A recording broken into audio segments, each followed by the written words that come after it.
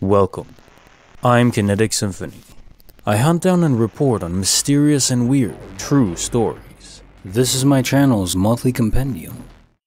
Case file number 739, written by Stalked, The Three Evil Gnomes. When I was 7, I woke up in the middle of the night to steal some biscuits or sweets from the kitchen.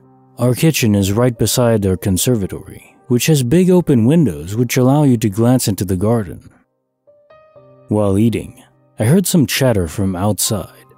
Curious, I went to peer outside the window.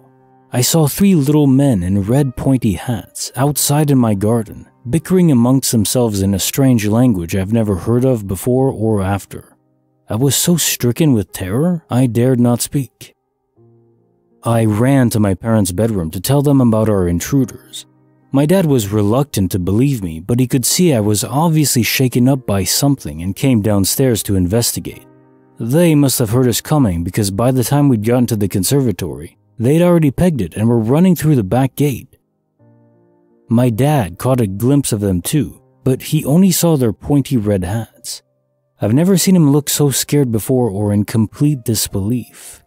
I decided to write this post now because my father recently brought this up and asked if I remembered. Still completely baffled by the whole thing. Case notes for file 739. The Murderous Band of Tiny Thieves. So this one is just hilariously baffling. These 3 tiny gnomes, were they actual men? Were they really gnomes? Probably not. Maybe a group of 3 men that are small and decided to live a life of crime, pursuant only, of course, by wearing red hats, because you gotta stand out, right? When you're robbing someone? I don't know. Seems more likely that they were trying to gather some kind of intelligence for some reason, unless they are actual mystical creatures. And I was just thinking of how funny it must have looked, just seeing them bobbing up and down, trying to run away after being discovered. Murderously cute. Case file number 740, written by Sure Woodpecker 4910, The Power of His True Name. This took place about a month ago now, and my friends are still confirming that it wasn't a joke at all and none of them knew beforehand. For background, I, 19 male, had a sleepover on Saturday with a group of friends. C, 21 non-binary, A, 19 non-binary, and D, 19 female. Our other friend, H, 17 female, was meant to spend the night as well, but changed her mind after a stressful week. The plan was I would wake up Saturday morning to go to a college open house at my college campus with H, who is currently in her tour process. After the tour, we would come home and C, A, and D would arrive. We would all be dyeing our hair and playing some games like Mario Party and One Night Werewolf. We really like playing games all together like this. C was planning on getting drunk, which we all thought would be fun to witness. After H had already gone home with her new hairdo, and I had elected to cut my hair into more of a shag, I was helping D bleach her hair. We were all laughing as C had just finished attempting to shotgun a can of hard seltzer. Keyword attempt. It got all over my bathroom mirror and walls instead. And A was playing music for all of us. D suddenly called me Philip. There are 3 things to know as to why her calling me Philip was so strange. My name is not and has never been Philip, not even closely related to it either. I am female to male transgender. My legal name is nowhere close to Philip and neither is my actual name. My mom was going to name me Philip had I been born and assigned male. I froze and said, "How the hell did you know that?" She said, "Know what?" I laughed and said, "No, seriously, when did my mom tell you that? And when did you come up with the idea for this joke? It's a good one though, I guess. You spooked me for a second there." "I don't know what you're talking about. I just think you give me Philip vibes, that's it." I explained to my friends that my mom had wanted to name my brother Philip, but his dad objected and so she saved it for her next kid. When I came out and the doctors declared me female, she scrapped Philip and her dad came up with something else related to a movie character my mom admired. My friends all confirmed that my mom hadn't mentioned it at all at any point that day or prior, Normally I would think they were pulling my leg, but even my mom confirmed and pointed out, why would I even bring that up with them? Given that even my severely drunk friend, C, was dead serious, this friend can't hold water without immediately losing it when drunk. We can't even make eye contact without a, don't look at me, an eruption of giggles from C. I'm inclined to trust them. Plus, after how freaked out I looked, they would have spilled the beans by now. Dee swears that she doesn't know how she knew about it. She just had this feeling that I had Philip vibes. Or should have been a Philip. Anyone have any other ideas? Cause I'm at a loss and I'm becoming convinced there was some sort of glitch in the Matrix or a case of morphic resonance fields or something. Case notes for file 740, The Power of His True Name. Well, if you look back in lore, you often find that knowing the name of a demon or a dragon can give you power over that creature. Now, clearly this doesn't translate to real life in humans because we all know each other's names and we don't gain any power from knowing someone's true name. At least not any more than information can give us through the internet. But I think there is something towards anonymity, and being known to other people can be a bit nerve-wracking sometimes. You never know who's out there and what they want. In the specific context of this glitch, where someone knew not your name, but what your mother was going to name you had you been born male. Now yes, of course, it's always possible that this is still a prank and they're just not telling you for some reason, although that's the best part when you tell them it's a prank. I think I'm more agreeing with you that it's probably not a prank and somehow Dee just knew that your name was supposed to be Philip. I like to think of it as the information was there, that is, your mom thought it and said, okay, yes, I'm going to name my baby Philip if I do have a boy. And this information is jotted down in the server log, sort of like the activity of changing your name in a video game will be noted, or naming an item, or whatever. That information's always there on the server, so it exists. Then it's just a matter of transferring that information, downloading it to D. It's just subconscious, it's instinctual. There's a transfer process between the subconscious to the conscious.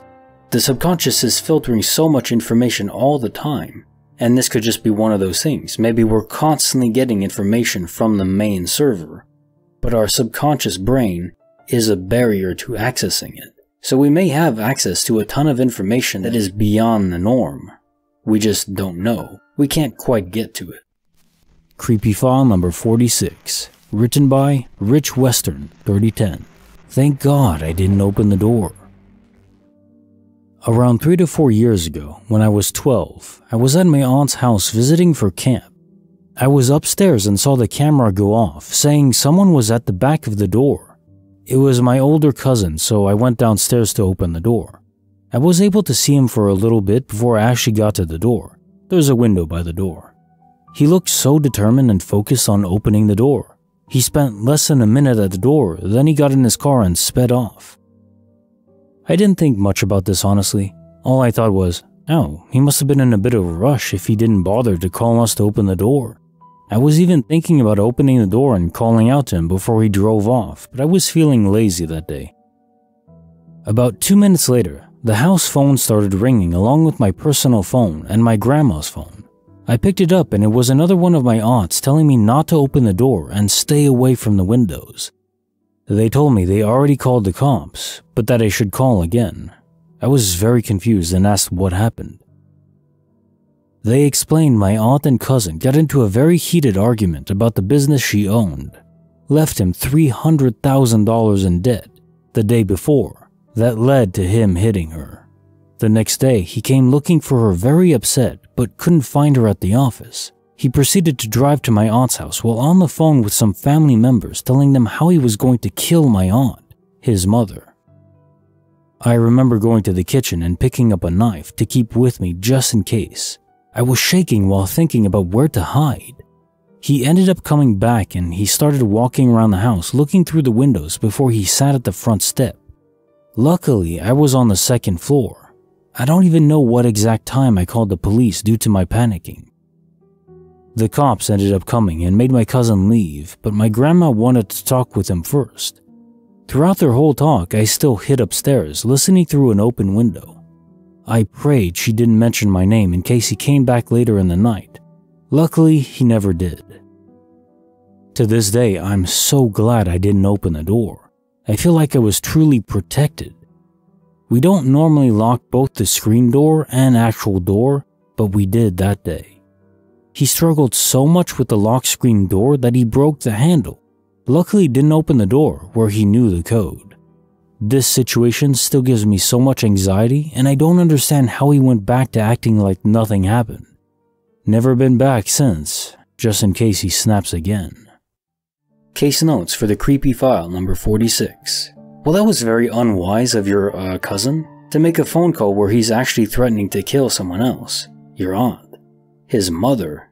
And I mean, I get it, $300,000 in debt. Maybe by accident, but still, that's an insane amount of debt to be put into by someone else. Now, maybe they were business partners. It probably is more of a mutual thing that happened, but nevertheless, that's rough. So I understand the motivation and the anger. But threatening to kill someone is never right, and especially to do it on a phone call.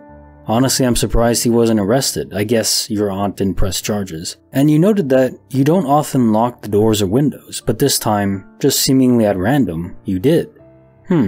Was there some sort of guardian angel afoot?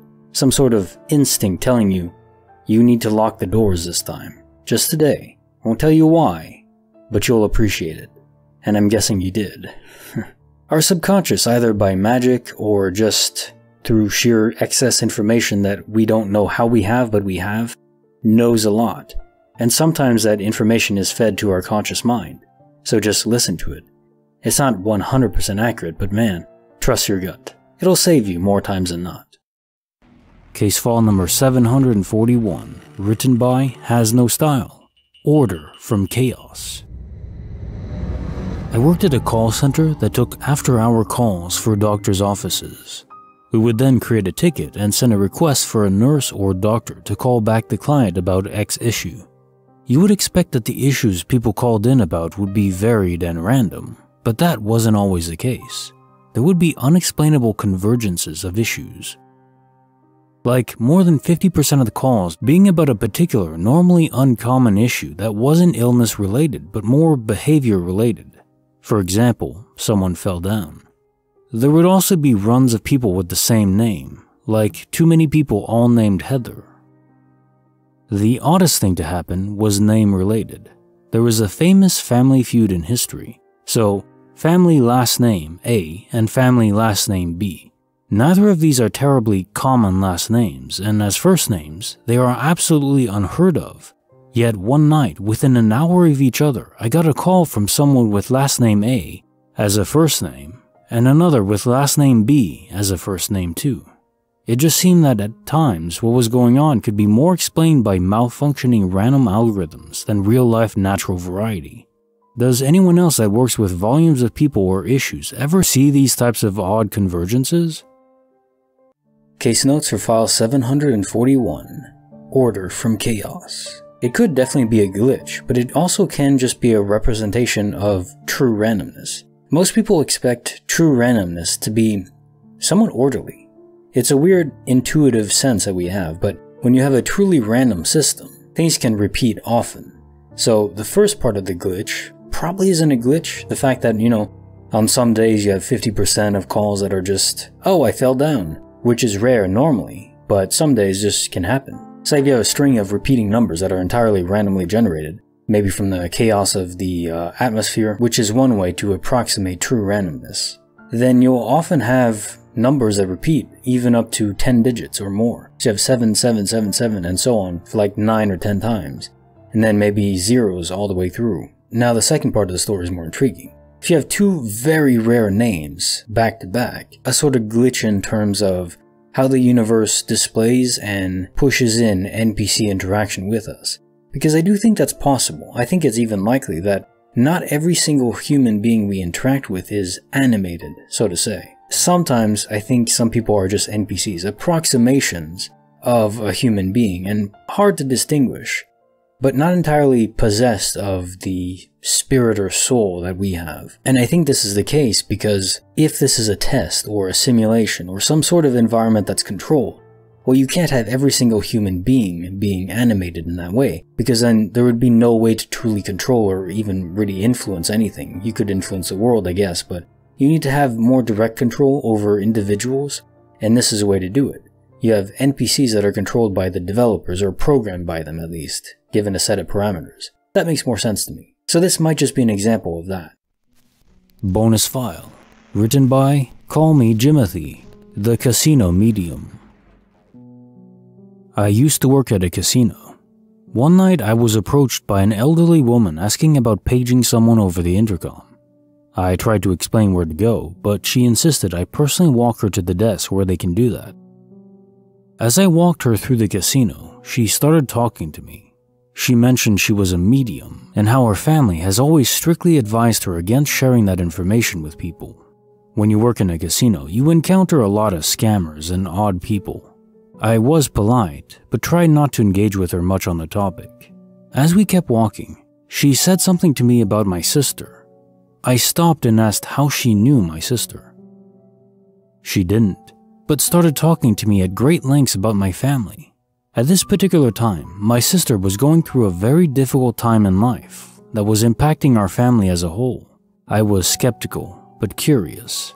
As she went on, I was careful to neither confirm or deny anything, but just listen to what she had to say. She went into great detail about how my father, mother, and even I played into the current situation. She even began to become visibly emotional, as if she could feel what my mother was feeling. I was utterly astonished, as she told me that I, being the oldest and most diplomatic in my family dynamic, needed to be more outspoken with everyone involved. Everything she had told me was undeniably accurate and insightful, but then she shifted her focus. She told me about someone I worked with and went into great detail about what this person looked like and how they felt about me. She talked about the dynamic between us and advised me to take caution. At this point, she had lost me.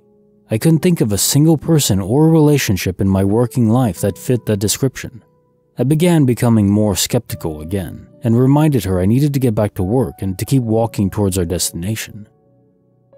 She kept talking to me as we walked, and I began to once again find myself astonished as to not just what she was telling me, but also how she would go about it. Her body language, expressions, and emotional energy. As we got closer, she abruptly stopped walking. When I noticed, I did as well and turned back to her. Before I could say anything else, she placed her palm at the base of my sternum above my belly button, just below where my ribcage started. I immediately noticed a physical sensation. I became paralyzed and almost felt like she was stealing the breath from my body.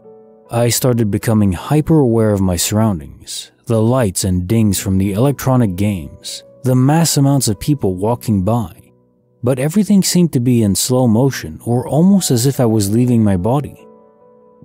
It could have been only a few seconds, it could have been 20 minutes, I don't know.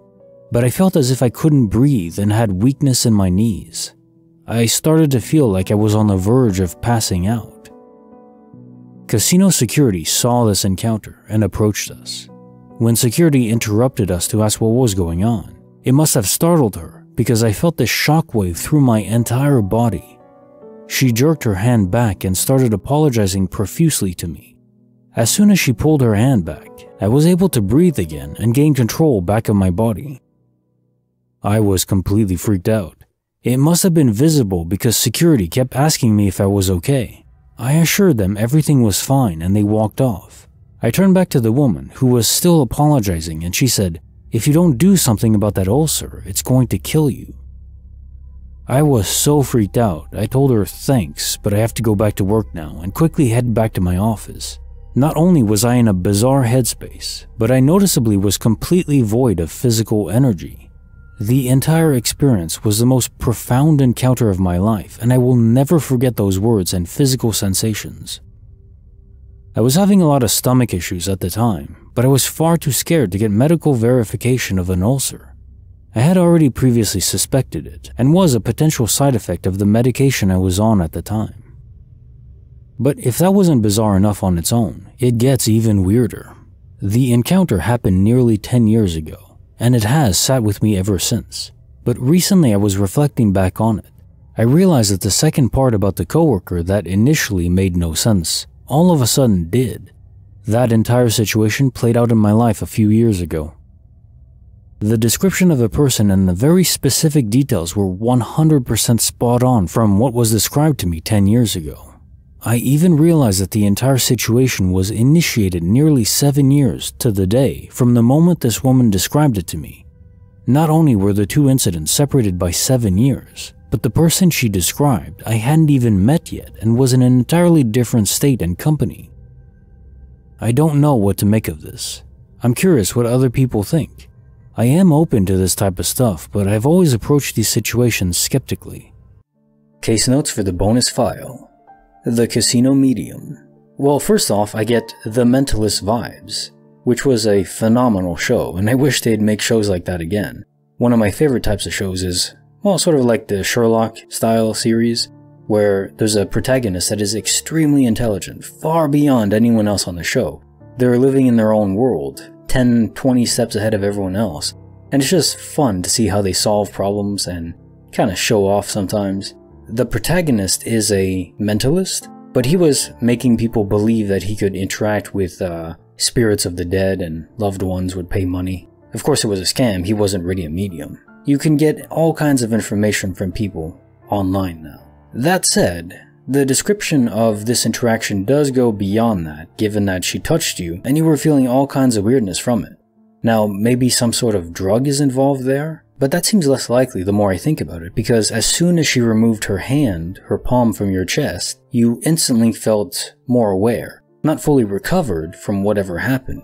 But if it was a drug, it wouldn't just be a drug that as soon as you remove the injection site, you instantly feel normal or normal-ish again. To my knowledge, there's no drug that works that way. So there may be something to this story. Maybe she is in possession of some sort of power that enables her to connect directly with someone, especially after touching them. She knew you had an ulcer issue, or at least that it was possible that you did.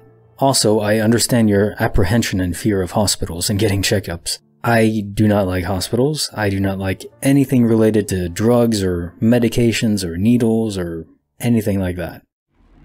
Case file number 742, written by Aggressive Ad 9800, The Highway Anomaly. It's been about a week and I'm still trying to wrap my head around the fact that I might have died in another timeline and just jumped to this one. Background. I was driving down PCH, a very long highway up the coast of California, at 8:15 p.m. exactly. And I know this because I called my mom to let her know I was stopping to watch the sun as it was setting, because it was breathtaking. As I'm watching the sunset, I hear a car's horn blazing, and I mean it was loud, and it sounded like it was coming right at me. I turn around and see a car coming straight towards my car and myself, and then suddenly, I'm sitting on the ground. Very confused, a headache is starting to come on, but I wasn't hit. My car wasn't hit, and I'm still breathing. Obviously freaked out, I got back up and checked my phone to call my mom because this is just crazy. And then I notice it's 8:13 p.m. I checked my phone to see if I actually did call her, but there's no history of it. I shake the nerves off and decide to just get home quickly, thinking maybe that was foreshadowing an event I did not want to relive. Once I'm home, my mom asked me why I called her and just hung up. I asked what time I called. She said 8:15 p.m. There is still no history of me calling her on my phone. Am I crazy, or did I just timeline travel? Everything here seems more vibrant and colorful. I can feel more energy here as well. I'm not sure. Any guesses? Case notes for file 742, The Highway Anomaly. One note that's interesting here is you mentioned having a headache. If this was a quantum immortality event, that isn't often reported. In fact, I don't think I've ever heard someone say that they had a headache after. Apparently, transmitting our consciousness or soul across universes doesn't cause any sort of mental trauma. Now, sometimes small time events are reported. There was one story about, I think it was a pastor or a priest or something, someone in their community that was helping move furniture in someone else's place, and the furniture collapsed on them and they died. But then they rewinded back like 10 minutes and they remembered the events. It was a different universe, that was clear after the fact, with many changes between them. Time was indeed rewinded. In your case, just a few minutes. His case, I think 10 minutes or so. The more stories I read about this, the more I'm convinced that universes we can travel to when we die, they are interconnected but very close by. Again, I like to use the analogy of a highway system, where there's different exits corresponding to different cities or towns. You could go further, but maybe gas travel in interconnected, inter-universal travel is extremely expensive, and it's not something that easily happens. So because of that, we always jump to the nearest universe. And if some trickery is needed to make that work, like rewinding time in that universe slightly, or injecting your consciousness into an earlier version of the you in that universe is necessary, well, that's what happens. It seems like the case. That said, that your mom remembered you calling, but there's no call log or history. That one has me puzzled. Maybe this isn't quantum immortality. Maybe this is something new. Case file number 743. Written by Dragonborn123. Houses that come and go. At the time of the event, I was visiting with my dad and his wife. They live in a very small and very eerie town around 2 hours away from me. Most of the place is empty roads lined with trees that lead to small pockets of houses. Well, one day I decided to go for a walk, and I took a route that I normally take in the fall when the leaves are turned. You have to walk down towards the beach and then take a sharp right onto an inclining road. The road is long and there is nothing on it except a small shack where a large electricity box is held. So needless to say, I wasn't expecting to see any other man-made structures. I was nearing the peak of the hill when I saw it. 2 houses next to each other. Both of them were clearly abandoned because they were boarded up and falling down. I was speechless. How had I never seen this before? They weren't small, and no trees or bushes had grown enough to cover anything up. Something didn't feel right. I don't know how to describe it other than feeling like I was looking at a mirage in a desert. I went back to my dad's house and asked him how long the houses had been there, but he was totally confused because that road has never had any houses. The next day, the 3 of us were out for an evening drive, and I convinced my dad to go up the road so I could show him. But the houses weren't there. There wasn't even cleared land where a house could have potentially been. I know what I saw, but I can't explain how it happened other than it being a glitch. Case notes for file 743. Houses that come and go. One thing I just find a bit funny is one person's eerie is another person's paradise. How you describe this place being isolated, not many people, tons of trees. That's my paradise, that's my heaven. I want that tranquil serenity out in nature. Of course with all the perks of civilization and technology, but thankfully because of Elon Musk you can get all that. Solar power is pretty affordable now. There's Starlink internet for very reliable and even quick speeds and low latency so I can still game from the middle of nowhere. That is my plan. Probably gonna move eventually to New Hampshire and just live off-grid. Seems very pleasant to me. One thing to latch onto in this story is the sensation you describe as not feeling right, as a sort of mirage, like your memory or your perception of reality was distorted. Something was there, or was causing you to see something being there, but your mind knew, even though it couldn't connect what it was, that it wasn't correct. This could be an alien event, and it doesn't necessarily mean an abduction. There could be areas where we feel off because we're seeing something that is sort of masquerading as reality, a sort of cloak, but not turning invisible. Maybe that's impossible. Instead, inducing a vision of something that isn't actually there. And it's a repeating theme where people are seeing houses that aren't there later. I've narrated at least a dozen of those stories throughout my years. So, for some reason, either the memory is induced to be of homes, or it's the mind trying to latch onto something it understands and knows, and a house is just one of those common things that is easy to induce by yourself. Now there's still the question of who's doing this. Maybe it's the government who has secret areas that they don't want people to know about, and so they cause these hallucinations to occur, and then people don't go back. Case file number 744. Written by Joe PR 1985. We saw the moon explode and then reform. This happened in Sanford, Florida in 2021 by Lake Monroe at the Veteran Memorial there, which has a lot of places to sit. It was around 2 a.m. or so, and me and my friend were sitting near a lake enjoying the full moon. We were sober and we didn't do drugs at all. We spoke about all sorts of things that night, and how we tend to see a lot of crazy things in that particular location after 12 a.m.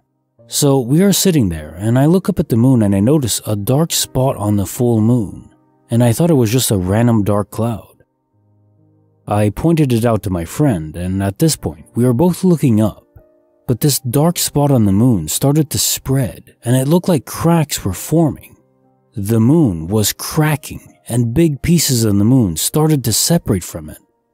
We were both staring in disbelief, trying to make sense of what was happening.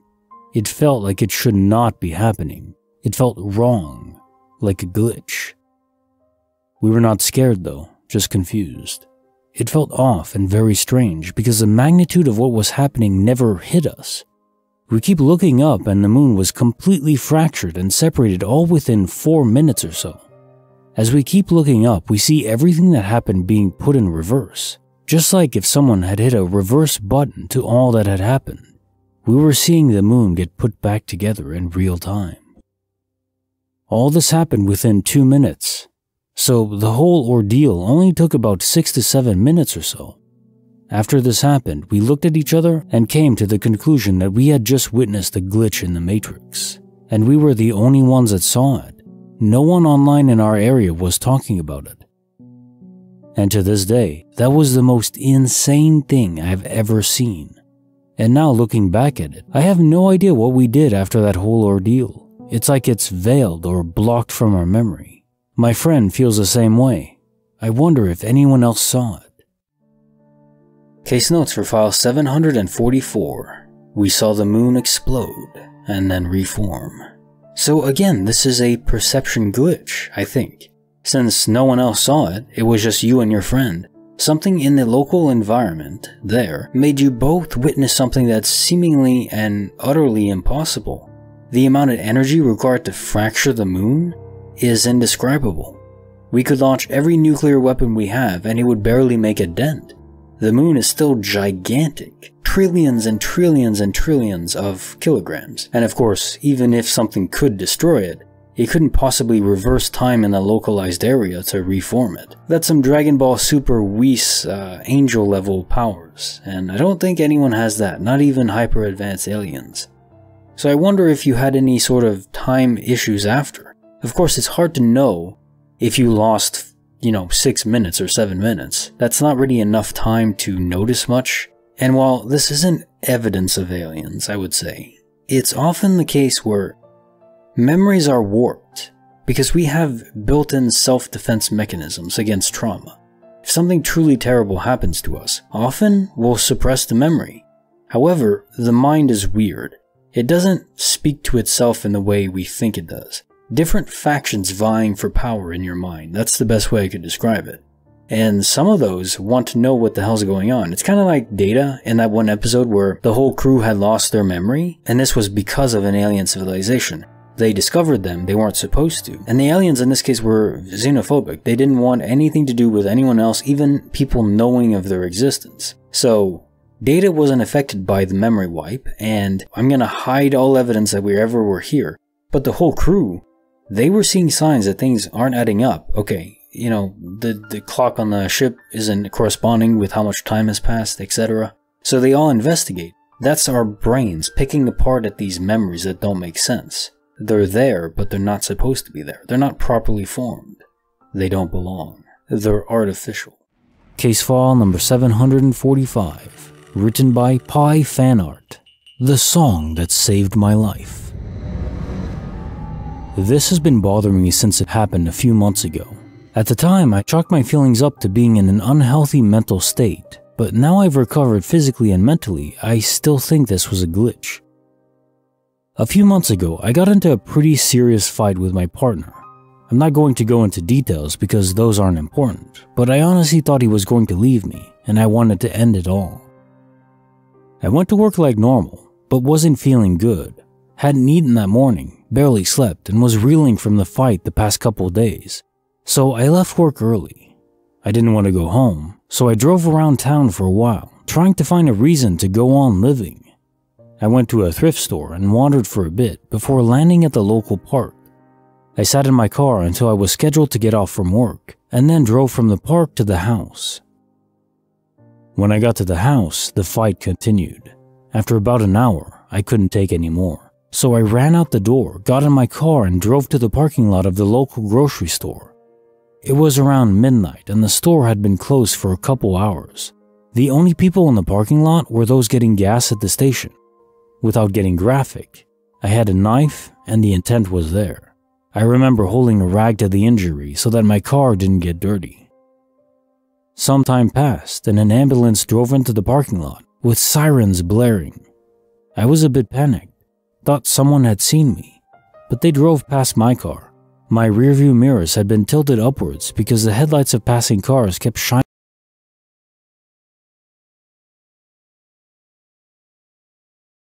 off. I ignored them and felt kinda sleepy. A few minutes later, the same thing happened. Another ambulance tore into the parking lot with sirens, only to drive past my car. I rolled down my window to look and see what they were doing, only to discover that there were no ambulances in the parking lot. At that time, I figured that they probably drove around to the back of the building. Then, my car radio, which I had on in the background the whole time, played a song I had never heard before. Keep in mind, I have listened to the same radio station for over a decade now. They don't change up their songs very often. It's in the top 40, 80s, and 90s. There is nothing new to be added to the station. I listen to it because it's familiar, and I know all the songs they play by heart. But suddenly, it was playing something new. It jarred me enough that I stopped the bleeding because I wanted to hear it to the end. I was entranced. After it finished, I looked it up online, wondering if possibly a recently released song had been accidentally played. The song was Rio by Duran Duran, and it was the original cover, not a new release at all.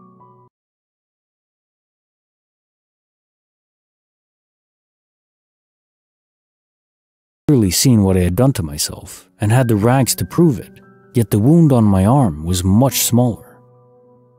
I drove home and went to bed, feeling put off by the whole thing. Ever since this happened, I keep hearing this song on the radio. The station has a list of songs that are in their playlist, and sure enough, that song is in the playlist and is listed as having been there for a long time. Yet, I've listened to this station most of my life and had never heard it before. I play the radio almost all day, and whenever I'm in the car. There's no way I just turned it off by chance every time the song would come on. I still can't get the event out of my head. I honestly feel like I did die, and those ambulances were for me, but my spirit or mind or something hopped universes to one almost identical, except where I didn't die, and this song is proof of it.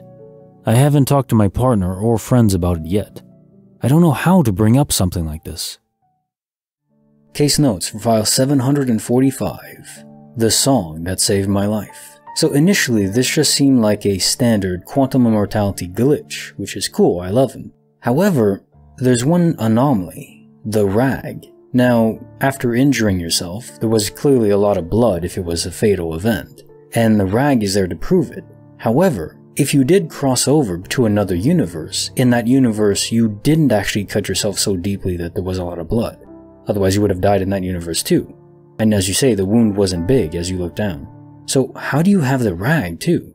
I've never heard of a quantum immortality event where a physical object is ported over along with the person. It's always just their sentience. So is this a new twist on the quantum immortality formula? Where even physical objects can commute over somehow?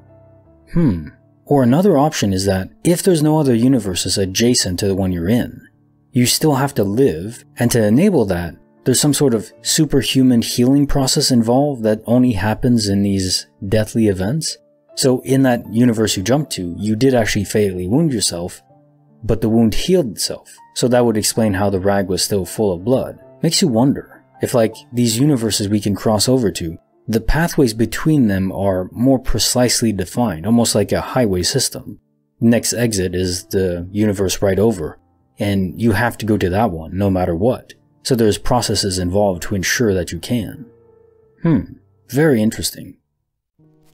Case file number 746, written by Kraken of Beverly Road. The glitch with a cosmic purpose.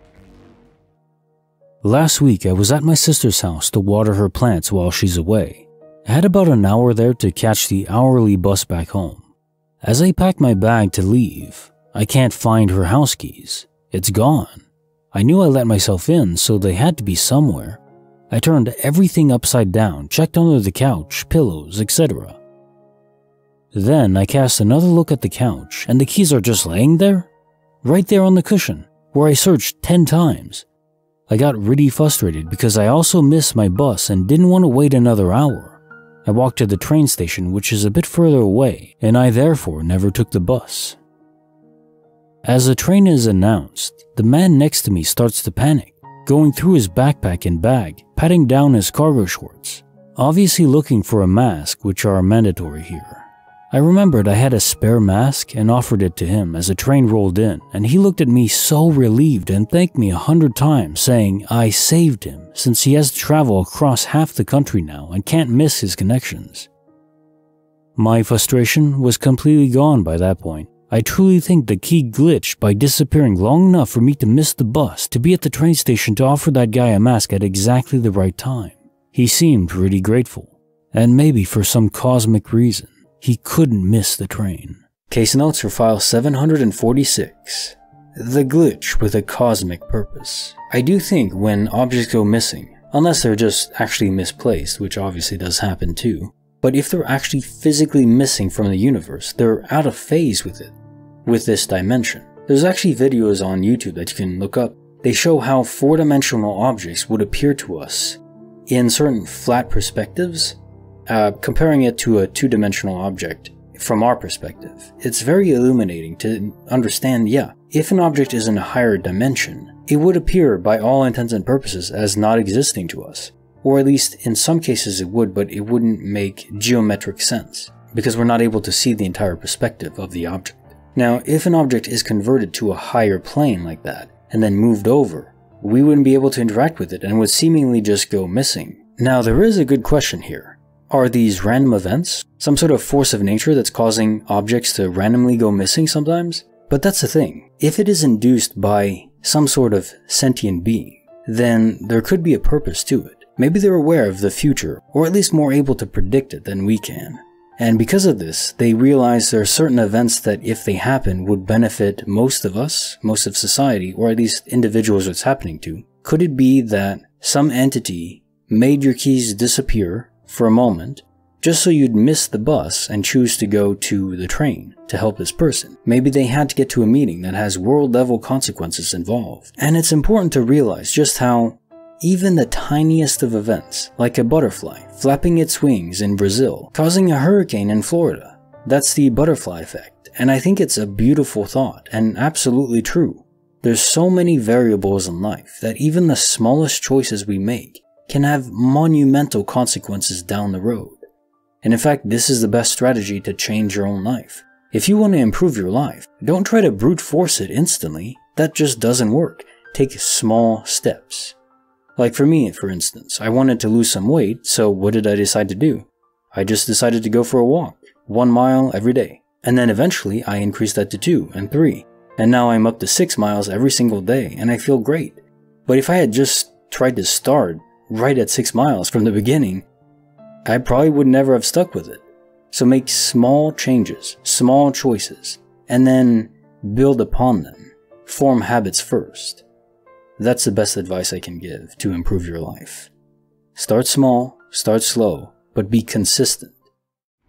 Case file number 747, written by Triple Dog 5414.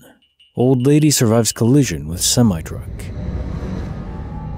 The weirdest thing happened to my friend and I in October last year. We discuss it all the time and we still have no explanation for what we saw. It was about 6 p.m. on a Friday night, and my friend and I were walking to a nearby pub to meet the rest of our friends. We stopped at the lights at an intersection with heavy traffic. As we were talking and waiting for the lights to change, a lady approached us from behind and began waiting as well. There was nothing remarkable about her. The only thing of note, really, is that she had a limp. She was about middle-aged, wearing a red blouse, beige skirt, and bright orange scarf. She was holding a bouquet of red flowers and seemed to be coming home from work. She stopped and stood at the lights a couple meters away from us. She stood there for about 5 seconds, just as a large semi-truck was approaching the intersection at about 45 miles an hour. When it was about to reach us, the lady placed her handbag and flowers on the floor and just stepped in front of it without any warning. We saw the truck hit her. We heard the sound of the hood colliding with her body, and then what sounded like crunching and dragging. I swear, I saw her actually beneath the wheels, with all her black hair everywhere as she was being tumbled along under it. The truck just sped by, seemingly without noticing that it had hit someone. My friend had his hands over his hair and was repeating, "Oh my God!" over and over again, while I felt like I was going to vomit. My friend turned and said something like, "The truck must be dragging her beneath it. It's not even stopping." I thought I was going to black out at this point. My friend pulled out his phone to call the police and an ambulance, when suddenly, he stopped mid-sentence, his mouth wide open in complete shock. I turned to see what he was looking at, and it was the same woman, identical, right down to the limp, the bright scarf, and the red flowers. No freaking way, I thought. I looked around for the handbag and flowers the woman had put down, but they were nowhere to be found. My friend and I were in absolute shock. I walked up to the lady and asked if she was okay, and she just looked at me funny and said that everything was fine. Then the lights changed and we all crossed the street and parted ways. My friend called the local police station just in case and said that they weren't sure whether we saw a pedestrian get hit by a truck. The police said that they would look into it, and that was that. We didn't hear from them again, so I assumed there was no accident. We still cannot logically explain what we saw. Case notes for file 747. An old lady surviving a collision head-on with a semi-truck. So I have no idea how I would personally react if I witnessed something like this, but I'm just trying to put myself in the story. I think there would be a lot of puking involved, and honestly, I don't think my brain would be able to process what happened. Something that traumatic. I would be in shock first. I wouldn't believe it's happening. It would take a few minutes before your mind could adjust to the horrific reality of what just occurred. Then the woman is already back alive. And it's as if she never stood in front of the truck. Now, I do think there is an explanation. It's just one that's so hard to wrap our heads around. If you've listened to my channel at all, you probably realize that I think that quantum immortality is real. The thing is, quantum immortality is just a pathway, a consequence of transporting one's consciousness between parallel universes. But it only really happens when we die, at least as far as we can tell. However, there are some people, sometimes, in specific locations, and even when people are together, close by, so I think it's more regional than personal. Although there may be some mechanism in the brain that has to be activated for this to be possible. But in short, I think some people are able to peer into these other universes, to look through, sort of like a looking glass. You look into the mirror, but the you looking back isn't quite you.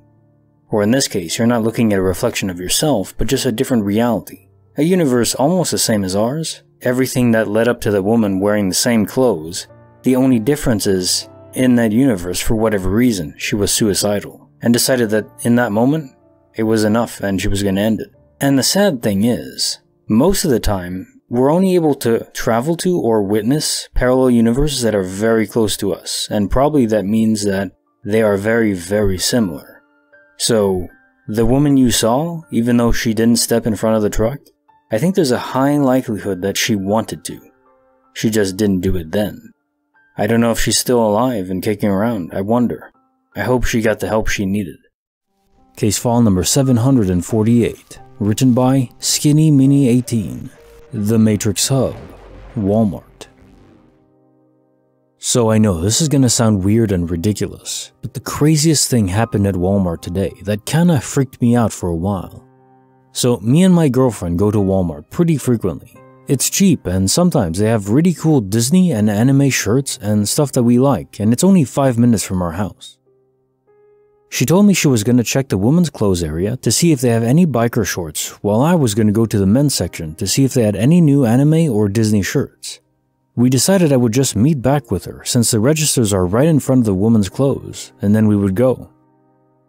When I was done checking the men's stuff, I saw my girlfriend walking towards the food section, and in my head I was wondering why she was going there. So I started following her to catch up, and I saw her suddenly turn left. I ran and turned left too, and no one was there. It was quite simply an empty aisle. I was kind of confused, so I ran some more looking for her, thinking she was messing with me, and maybe went to the next aisle, and legit, there wasn't anybody near there, and I was confused on where she would have gone. At that point, I decided to just call her up and said, "Hey, where are you? Why did you go to the food aisle? I told you I'd meet back up with you in the women's clothes area." And she said, "I am in the women's clothes? I've been here in the same spot. I just saw you walk here," referring to the section I'm at. She was really confused too. I ran towards the women's section and found her, told her what happened and told her what I saw, and she said maybe I mistook someone else for her, but my girlfriend is pretty distinct. She's 5'9" and has really long blonde hair and is decked out completely in Disney memorabilia. She was definitely weirded out, but kinda just shrugged it off. Honestly, I have no clue what happened. I was only like 7 feet from her when she turned the aisle, and I don't think she would have made it all the way down to the next aisle by the time I turned into it. So no matter who it was, how did they run so fast? And I ran around the entire vicinity looking for her because I thought it was weird. She was legitimately trying on clothes when I met back up with her at the women's section. Who the hell did I see? Or what was it? The fact this happened at Walmart of all places is weird in of itself, but it really did freak me out. I know people are gonna think, oh, you just saw someone who looked like your girlfriend, but she was wearing something very specific. A Disneyland jersey which you only get from the park, with Disney Crocs.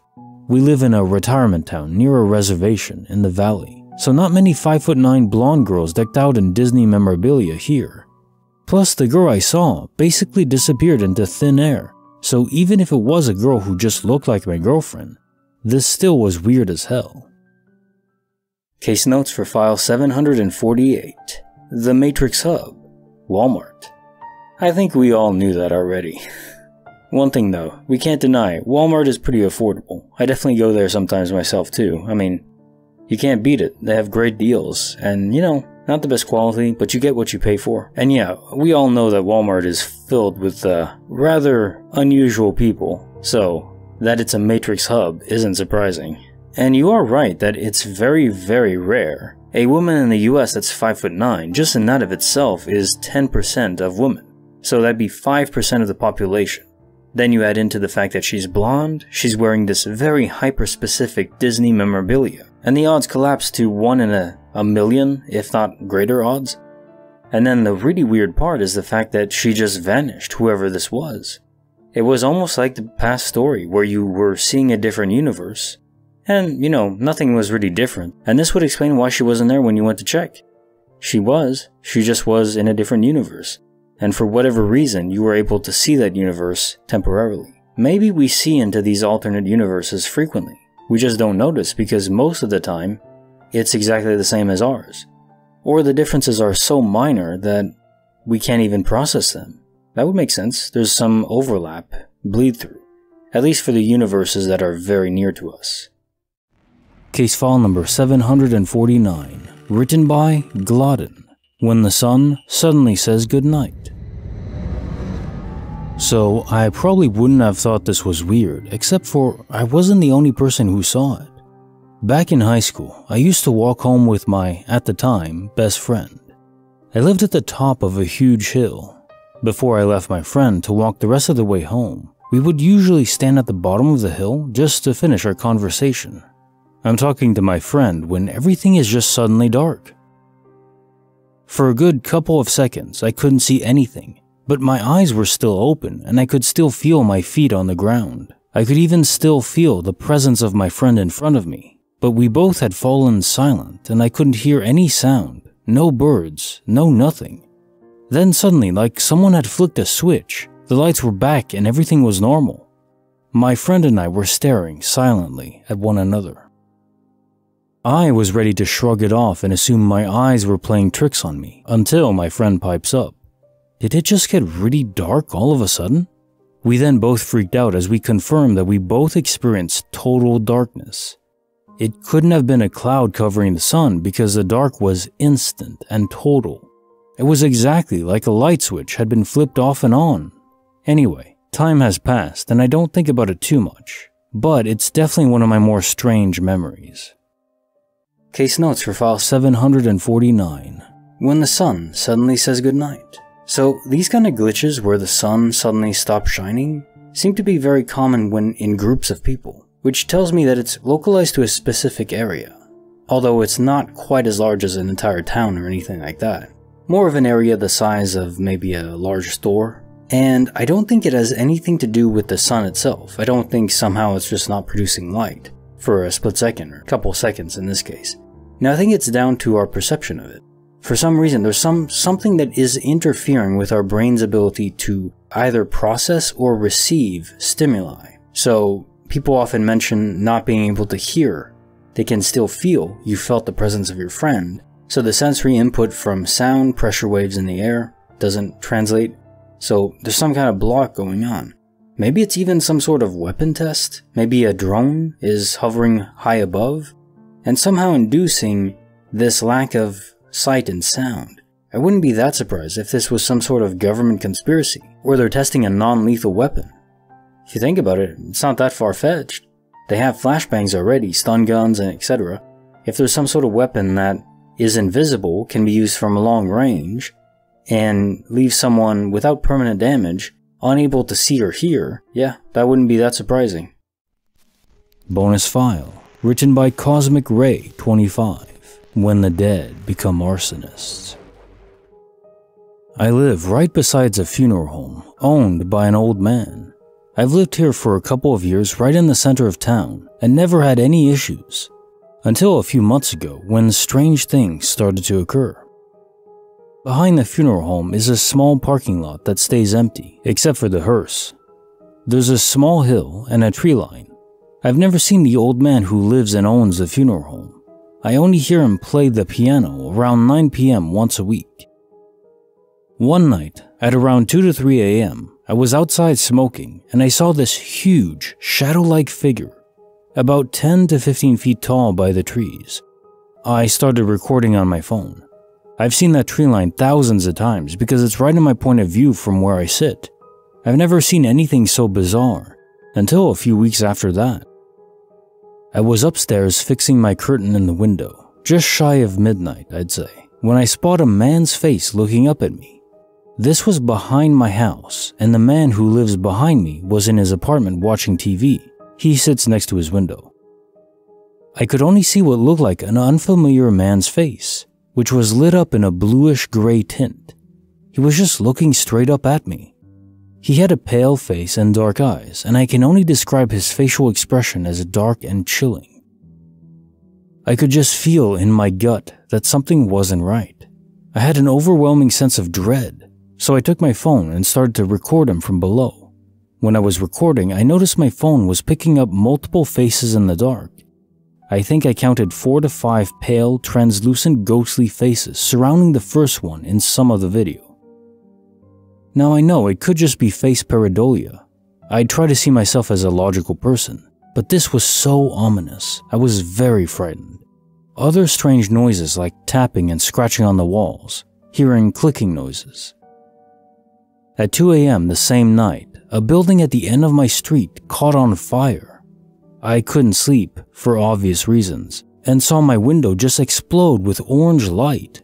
So right at this moment, while crapping my pants of course, I slowly get up to look. The entire building was engulfed with flames. Luckily, the building was empty.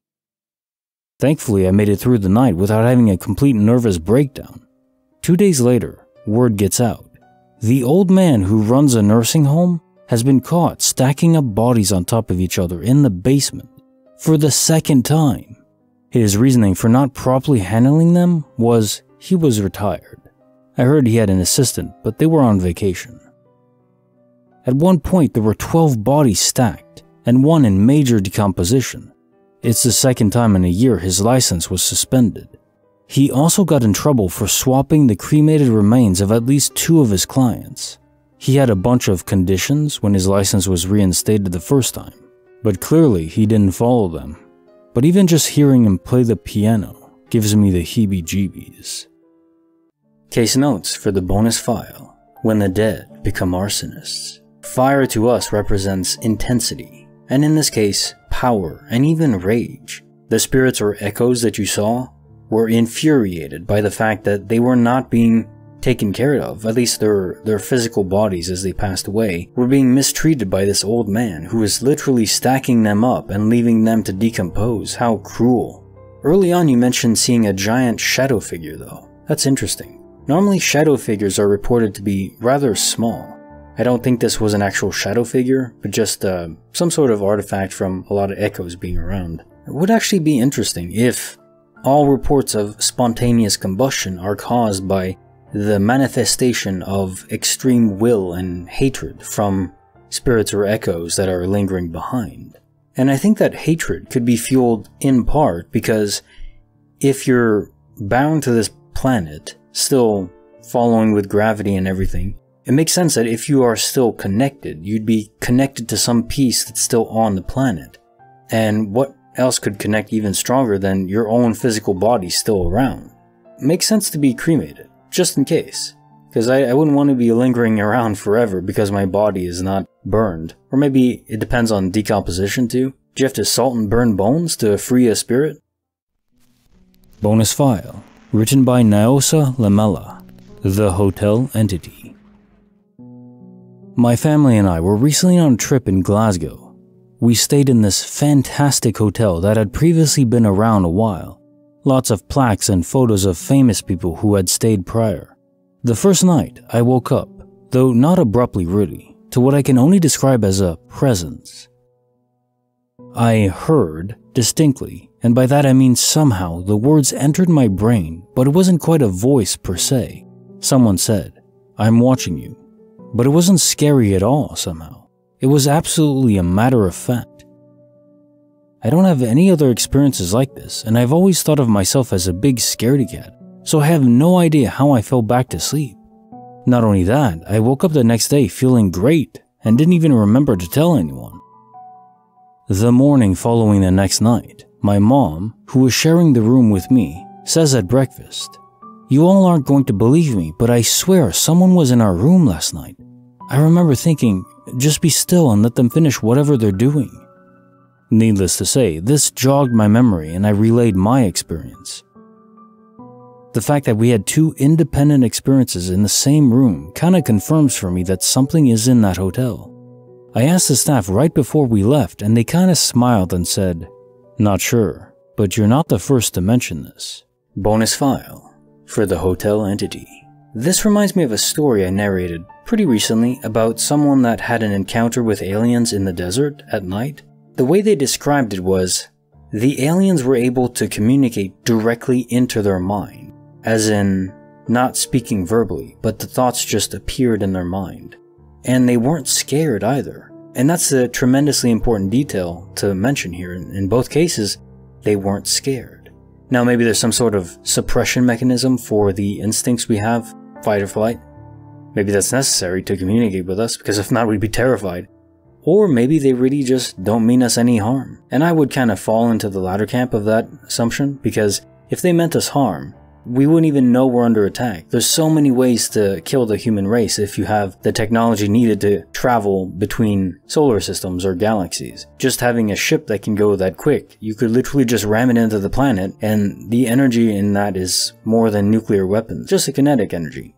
Not to mention any other thing they could target, create a genetic disorder or infertility or disease, anything. There's so many options when you have the ability to literally go beyond the planet and manipulate space around it, they could divert an asteroid to come crashing onto the planet, like in Stargate, where Anubis was diverting a Naquita-enhanced asteroid. And we don't have any warp drive to send the asteroid through the planet on the other side. No, we'd have to depend on the Armageddon crew, and I don't think that would work quite as well as it does in the movies.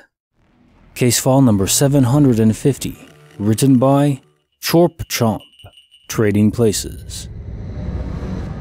I was hanging out with my family for the weekend, so we were all staying together. I took my dog for a walk and then came up the stairs to get ready and go to bed. We share a full and a half bathroom upstairs. As I go up, I see my mom brushing her teeth in the half bath. I then say hi to her, and she waves because the toothbrush is in her mouth. I walk by the full bath on my way to my room, but the door is closed and the shower is on, so I figure my dad is taking a shower and I'll just wait until he's done to get ready for bed.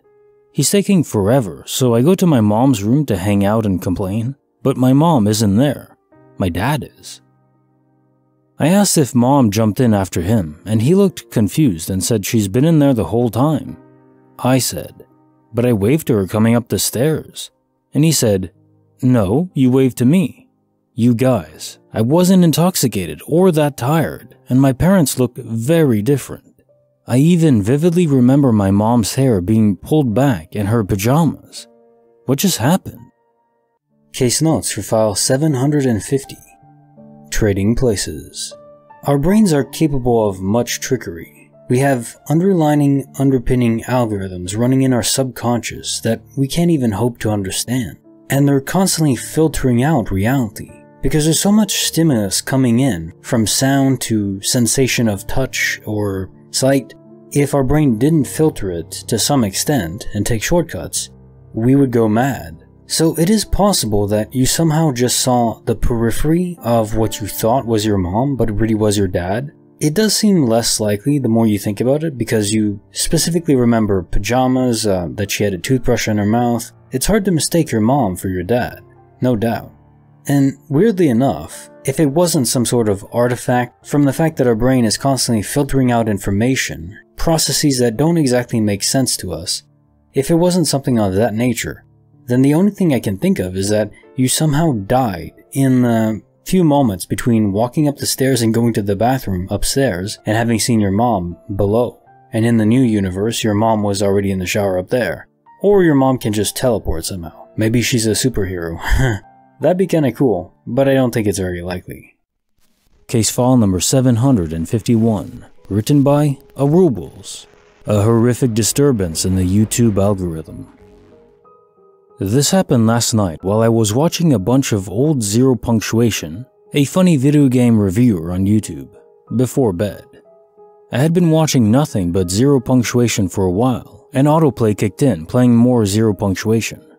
I was a couple episodes deep, and then autoplay started playing a compilation video of every Zero Punctuation video from 2008 at around 10 PM. This was an almost 3-hour-long video. I started to doze off about an hour later, around 11 PM. I fell into a pretty light sleep for maybe an hour and a half. Around 1:45, I started to wake up because I could hear a really shrill, ringing noise cutting in and out of what sounded like TV static.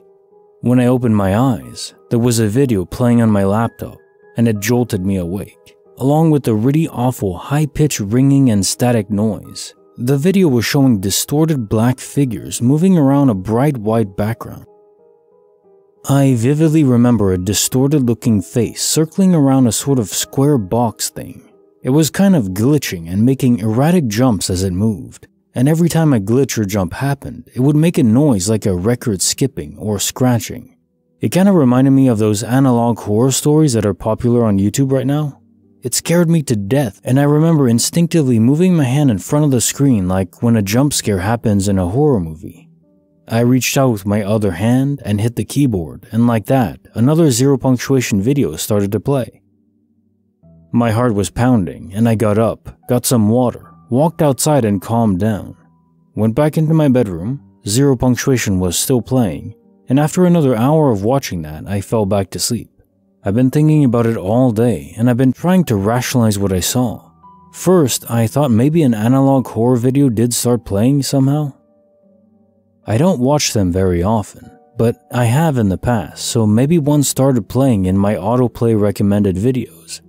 But when I checked my browser history, no such video was played between the two zero punctuation videos. In fact, nothing at all played in between the videos according to my browser history. Second, I thought maybe the end of the last zero punctuation video was just weird and had a scary homage to all the horror video games he likes to play. Again, no dice. It was a review of an older Prince of Persia game, and then it ended. Finally, I thought maybe I had been dreaming. This still seems sort of plausible, and I know this is what everyone says who's maybe dreamed up something paranormal and mistakes it for reality, but it seems so goddamn real. Like, I distinctly remember every moment from hearing the noise to opening my eyes to shielding my eyes with my hand, and then to finally hitting the keyboard. I've also never had a history of sleep paralysis or being unable to distinguish dreams from reality. Who knows though, maybe after hitting the ripe old age of 31, my mind is starting to falter. I also want to add real quick that when I looked at my browser history, I checked the length of the video I was watching against when the next video started playing, the zero punctuation video that started right after that creepy video, to see if there was any unaccounted time missing. The compilation video I fell asleep to started at 9:57 p.m. The video's length was 2 hours, 51 minutes, and 16 seconds. That would put the time it ended at a little over 12:48 a.m. Browser history says the next video started playing at 12:49 p.m.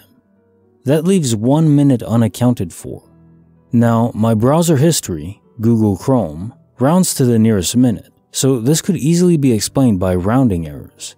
If anyone knows how to expand your browser history to show seconds, that would be rad. If anyone has ever experienced anything similar to this, I'd love to know. Or if anyone has a better explanation for what could have happened, I'd be equally interested. I'm usually a huge skeptic when it comes to this kind of stuff, but this is the first time in my life that I'm really at a loss to account for what happened. Case notes for file 751. A horrific disturbance in the YouTube algorithm. Well, being a YouTuber, this one hits close to home. And oddly, this is rather terrifying indeed to me. I actively avoid watching videos that are meant to be actually horrific in the sense of programming your mind through sound and visuals. Some videos where it's mentioned that just watching it can make you feel uneasy. Think about it, the mind is a computer, and a quantum computer of almost infinite complexity, but still just a computer. So if you're taking in inputs that are arranged in such a way as to program the mind to feel fear, I don't want that. Something about it unsettles me. So the idea that a video would be playing that would do this without your permission is deeply unsettling. Keep in mind that smell and vision and sound are intimately connected, hardwired into the primitive brain. They're pathways, you could say, to accessing our subconscious. Now, the only mundane possibility I could explain with this is it was some sort of ad. Now, I don't know if you have YouTube Premium, maybe you do, maybe there weren't any ads on the video, and in that case it wouldn't be this. Also, it's not entirely clear this is possible. Quite a while ago, maybe over 2 years now, I did try to advertise one of my videos on YouTube AdSense, but some of them weren't even accepted. They're very strict, or at least they were back then, on what videos they'll allow to be promoted. So it seems like a pure horror video meant to instill fear isn't going to be accepted, but outside of that, I don't know. Some sort of connection glitch, somehow you played into someone else's video, that would explain how it didn't register in your watch history, because somehow your phone was intercepting someone else's video signal. It seems extremely unlikely though, it just shouldn't happen. Bonus file, written by Angelus, 726-726. The Impossible Message of Love. This happened in January of 2019. My stepdad had been in our family's life for 30 years before he was diagnosed with cancer. He never had any biological children, but he had me and my sister, and we couldn't have asked for a better stepdad or granddad for our children. I was with him when he was diagnosed, and with him for all of his treatments. From the very beginning, there was no question of who would take care of him. It was going to be me. He and my mother were split up at the time, and it just seemed natural that I would be the one to do it because of how close we were. And honestly, I considered it an honor. Unfortunately, his prognosis was not very good, and they gave him less than a year to live. He barely made it 6 months after his diagnosis. He was in the hospital the last 6 days of his life. He had a DNR, do not resuscitate, and as hard as it was, I didn't argue with him about it. 2 days before he passed, he was in and out of consciousness and was barely able to talk. Last night, he was able to communicate that he really wanted me to go home and check on the dogs. This was just after 3 in the morning. I told him I would do that and then I would be right back. He gave a small smile and nodded. It took 20 minutes for me to get home and 10 minutes after walking through the door to the hospital calling and saying he had passed. I felt so guilty for leaving him until I thought, he knew there was already someone with the dogs, but he insisted that I check on them anyways. Perhaps he didn't want me there at the time of his passing. I don't know. I still don't know. Now, what I do know is the morning after he passed, I had a missed call from his phone that had been in my purse the whole time he was in the hospital. The call was made at 3:47 a.m., and the voicemail that was left said, "Thank you for everything, sweetheart. I love you." That message was left in my stepdad's perfect, loving voice, not the raspy, out-of-breath, strained voice he had moments before he died. Some people have said that it may have been an old message that I just received that morning, but either way, I thought it was amazing. Case notes for the bonus file, The Message of Impossible Love. I am so sorry for your loss. I actually had to wait a couple minutes just to record these thoughts because I started to tear up a bit at the end there. I've never lost anyone truly close to me. Not yet. I mean, I've lost pets, which, I mean, just that hurts enough. But this I couldn't imagine, especially that you cared for your stepdad for months before he passed away. What is more brutal than that? To get a diagnosis that's just incurable and just have to wait and suffer along the way. It's not right. One thing that I do hope we do as humanity is manage to solve disease and end death. Death is this truly abominable curse that's afflicted on all of us as soon as we're born. And of course, I know quantum immortality comes into play, but the thing with quantum immortality is, I think it only works if there's other copies of you in other universes. So if all copies are dead, I don't know what happens then. Maybe there is an afterlife, maybe it's a simulation and finally it's game over and you start anew. Because of that uncertainty, I'd rather just stick around here, so I hope we do, through science, develop some method of curing death. There is some progress being made in that front. There's this research group called SENS. It stands for senescence and other things that I don't remember by heart. But they're actively trying to cure death, sort of to say. Not by stopping the aging process, which is unimaginably complex, but by repairing the damage that's caused by aging, or that we attribute to aging, before it accumulates to such an extent that diseases and death would ensue. So yeah, I'm hopeful on that. It's still decades away, maybe centuries, I don't know. But hopefully they'll manage it before I meet the Grim Reaper. Or any of us. Now, as far as this story goes, I think it's entirely possible that if your dad did pass away, there is some mechanism for ghosts or echoes to manipulate the EM spectrum, to make lights flicker, to make electronics go crazy. The signals we get through Wi-Fi or through cell towers coming to your phone, it's just various forms of EM spectrum energy. So if a spirit is able to manipulate those signals in order to direct a message to your phone, it's not inconceivable. Now, to do that would be very complicated in the realm of the mundane. Maybe somehow it's very simple to do when you're a spirit.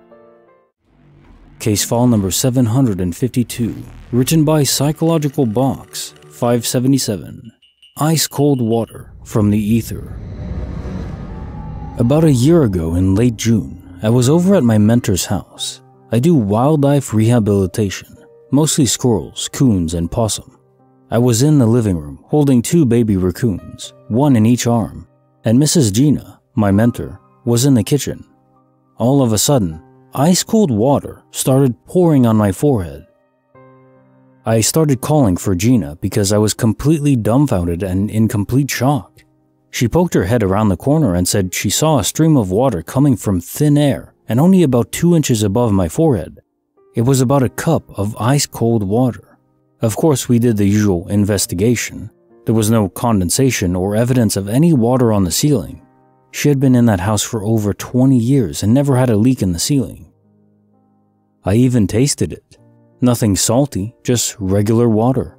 But since then is what really shocked me. I got off of pain medication after being on it for many years following 5 separate spine surgeries. I became a counselor. I left an abusive 13-year-old relationship and found the love of my life. Bought a house and moved to the country. My life completely changed for the better. The turning point was the water. I believe that it was spirit water, holy water. Usually you are anointed on your forehead in religious ceremonies. People have long used ice-cold water as a means to wake someone up. I feel that it opened my third eye and was a literal blessing of sorts from the other side. This is my first time talking publicly about it. I'm interested to see what other conclusions people will come to. I think things like this are very fascinating. Ice-cold water from the ether. This is a cool and small one. It's actually kind of baffling. I mean, you said you checked for leaks, so it can't be a leak from the ceiling. If there was a leak, there'd be evidence of it. It's not like water could leak from the ceiling and then there'd just be nothing, no evidence at all. There'd be some kind of hole. The water weighs a lot, so if it actually breached the ceiling, you would see a giant hole, or at least a small one. And your mentor Gina said that she saw it. She saw water appear right above your forehead. I mean, you have an eyewitness right there. Unless it's some sort of elaborate prank, but how would you make water appear in front of someone's forehead? You'd have to get Chris Angel or Penn and Teller involved for this one. Also, this reminds me of a story I read a long time ago, where someone was sleeping and they woke up and next to their bed was a giant puddle of water, but there was seemingly no source for it. No leaks of any kind, not from below, not from above. It just was a giant puddle of water. No one broke in. There was no one around. He lived alone. He didn't have pets. There was absolutely no logical way there could be water there, but there was. What's up with water? Creepy file number 47, written by Dig Tac Bro, stalked by a creature of pure dread.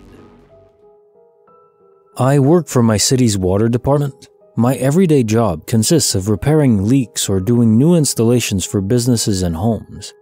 There are 2 parts to our water department that keep everything running: distribution, where I normally work, and production. Production deals with the chemical side of things. They chlorinate the water and do water sample checks. Production is also responsible for the upkeep of our water well sites and our water storage facilities, like the tall water towers you might have in your city. Mowing grass is one of those responsibilities. Both parts of our department are extremely understaffed right now, so we sometimes give the production guys a hand with the grass when they need it. A couple of weeks ago it was my turn, and here's where the weirdness begins. My city is in central Louisiana with a population of about 45,000 people. We're surrounded by a wooded area. No matter which way you travel into or out of town, you're going to see plenty of trees. As such, a lot of our well sites are located out in the boonies. Most of our city trucks are 4-wheel drive with mud grips because it's needed more often than not. I had 4 sites to cut that day. I headed out just before sunrise to the one at the end of a long dirt road, where if trouble strikes, your phone better be charged because no one is going to be able to hear you yell for help. Surprisingly, this isn't where my strange encounter took place. The sun was rising as I was approaching my first site, and on the road ahead of me stepped out a doe with her 2 fawns. Excitedly, I hurried to snap some pictures. To my surprise, the mama and her babies were not afraid of the loud rumbling diesel I was driving. The speckled fawns made their way across the path as the mom calmly watched me in the truck. Once the babies were safely across, she looked back the way she came and then joined the little ones in the tree line on the opposite side of the road. I breezed through my mowing, loaded the equipment back into the trailer, and texted my mom pictures of the deer as I headed back into town. My mom messaged me back saying, "I've read that deer are an omen of good fortune. Looks like you're going to have a great day. Be safe. I love you." And I did have a great day. I knocked out the next 2 sites without issue and everything was going smooth. That is, until I reached the gate of the last place I had to mow. McKeithen's site is the biggest one we have that's closer to town. It's about the size of a football field. It's not in the middle of nowhere, but it is on the outskirts of the city. There's normally plenty of traffic that travels the road there, so there's really no feeling of seclusion, even though it's surrounded by thick woods on 3 sides. I've cut the spot plenty of times, but that day felt different.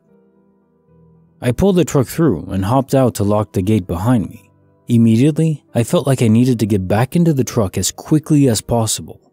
I made my way down the driveway to park near the tower, like I have many times before. But after I parked and killed the truck, everything felt heavy and silent. I don't know how long I sat until I was able to open the door and get out. Instantly, I felt eyes on me. The feeling was coming from the back right corner of the field outside the fence, just in the tree line where the palmetto bushes grow.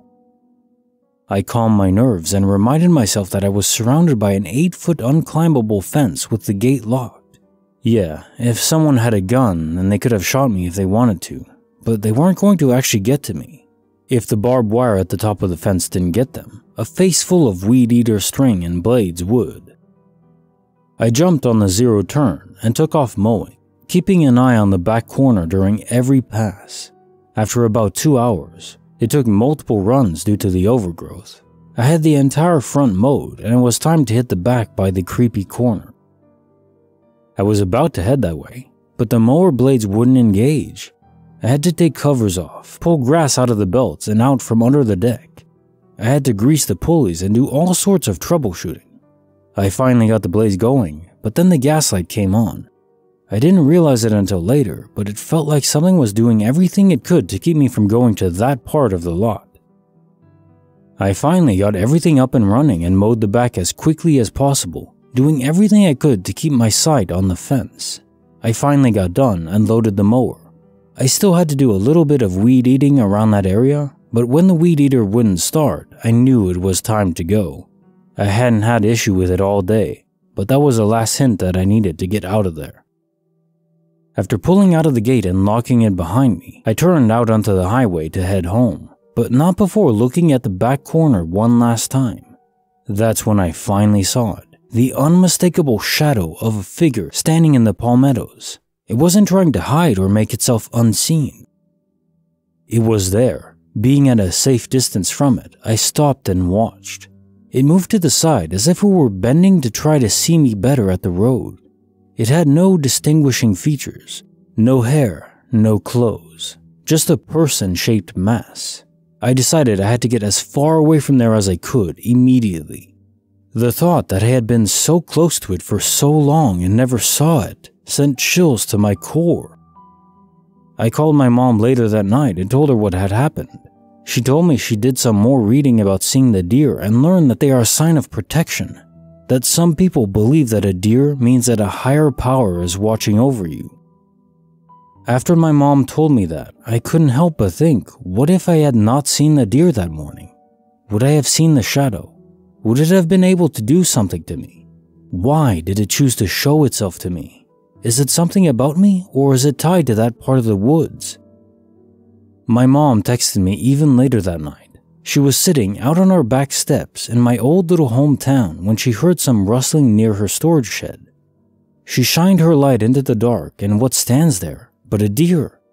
Deer had never come into the backyard before, but that night a large deer stood tall, staring back at my mom. She told me she felt like it was there as if to say, "It's okay. He's safe. Don't worry. We got him." Case notes for the creepy file number 47. Stalked by a creature of pure dread. So I don't typically put stock in fortune cookies or omens or anything like that. But I will say, every time I've encountered a deer, which is actually a few times in my life, I did have a good day after that. So it could just be coincidence, who knows? Maybe people have a good day because to see a deer, you typically are in a more rural, country environment that's more laid back. Maybe something like that.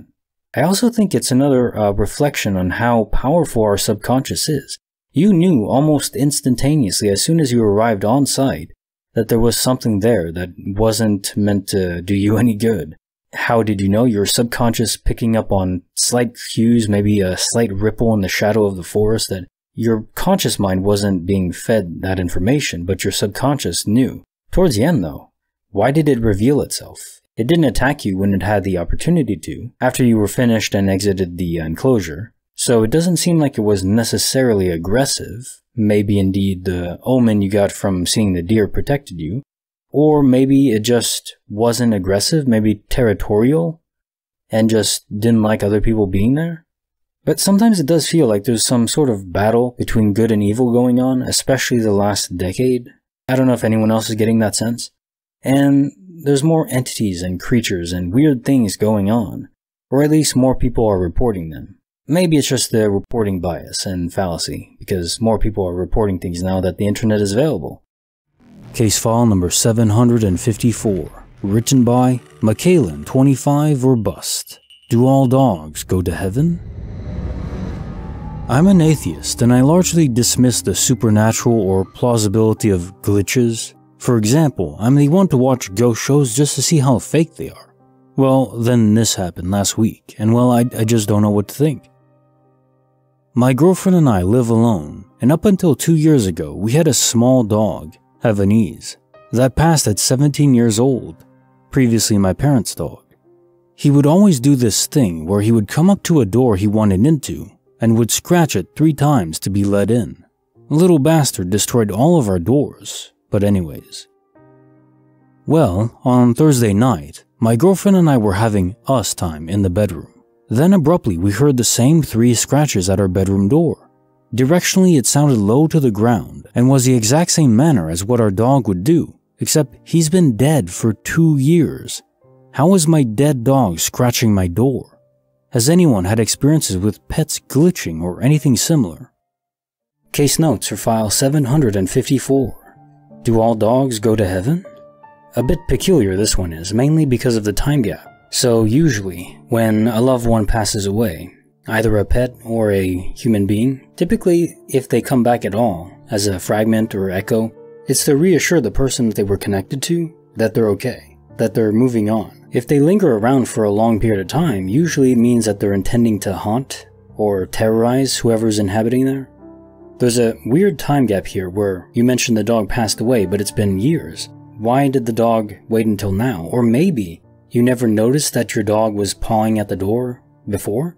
Maybe it's been doing this for a long time, or maybe just wasn't able to for some reason. Either way, I wouldn't say there's any threat or that your dog is in pain. Maybe it feels lonely. You know what I would do if this happens again? Open the door. You may feel a presence there. A lot of people report sensing their pet on their bed even after they pass away. Usually cats, but sometimes dogs as well. It's almost as if even the spirit, even though it can phase through the door, doesn't want to come in without permission. That's a well-trained dog you had. Minus destroying the door, of course. Bonus file. Written by Hushabye Secret. The House on Harrison Street. Growing up in the 90s, I spent most of my time outside playing with the neighborhood kids. I didn't live in the greatest neighborhood, so I couldn't go out exploring, but all of my neighbors had kids my age except one. It was an old house with garbage across the yard and stuff piled up so high in the windows that you couldn't see inside. The only noticeable objects were an old Barbie camper and a teddy bear with a missing ear. I knew there was someone that lived there because their ugly, and I mean ugly, red Chevy car would leave the driveway right at noon and wouldn't come back until about 9 p.m. One night it came back, and the next day there was a boy standing in the yard and shouting and waving at me. I was playing in an old dip in my backyard where a tree had been cut down when I saw him. I remember being confused, but I was a kid and was excited to meet someone new that was my age. I found out his name was Brandon, and I would always invite him to play outside after school. My mom didn't question me and my new friend, so she let him come and play in the backyard. I never saw him at school, and he said his grandma taught him from their house. I didn't want to play with the other neighborhood kids as much as I wanted to play with Brandon, so the two of us formed our own little group and we played in that dip in my backyard. Nobody really questioned it until I told my mom that I wanted to have school at my house like Brandon. She finally asked me where I met Brandon, and I told her he lived in the dirty house on Harrison. I remember the look on my mom's face being confused and concerned at first, but then she laughed in my face and told me I was being ridiculous. Brandon was my imaginary friend because nobody had lived in that house since the 70s. I got mad at her and said that I would prove that Brandon was real and that he would be outside the next day. But he never showed up again. I waited for him every day, but I never saw him.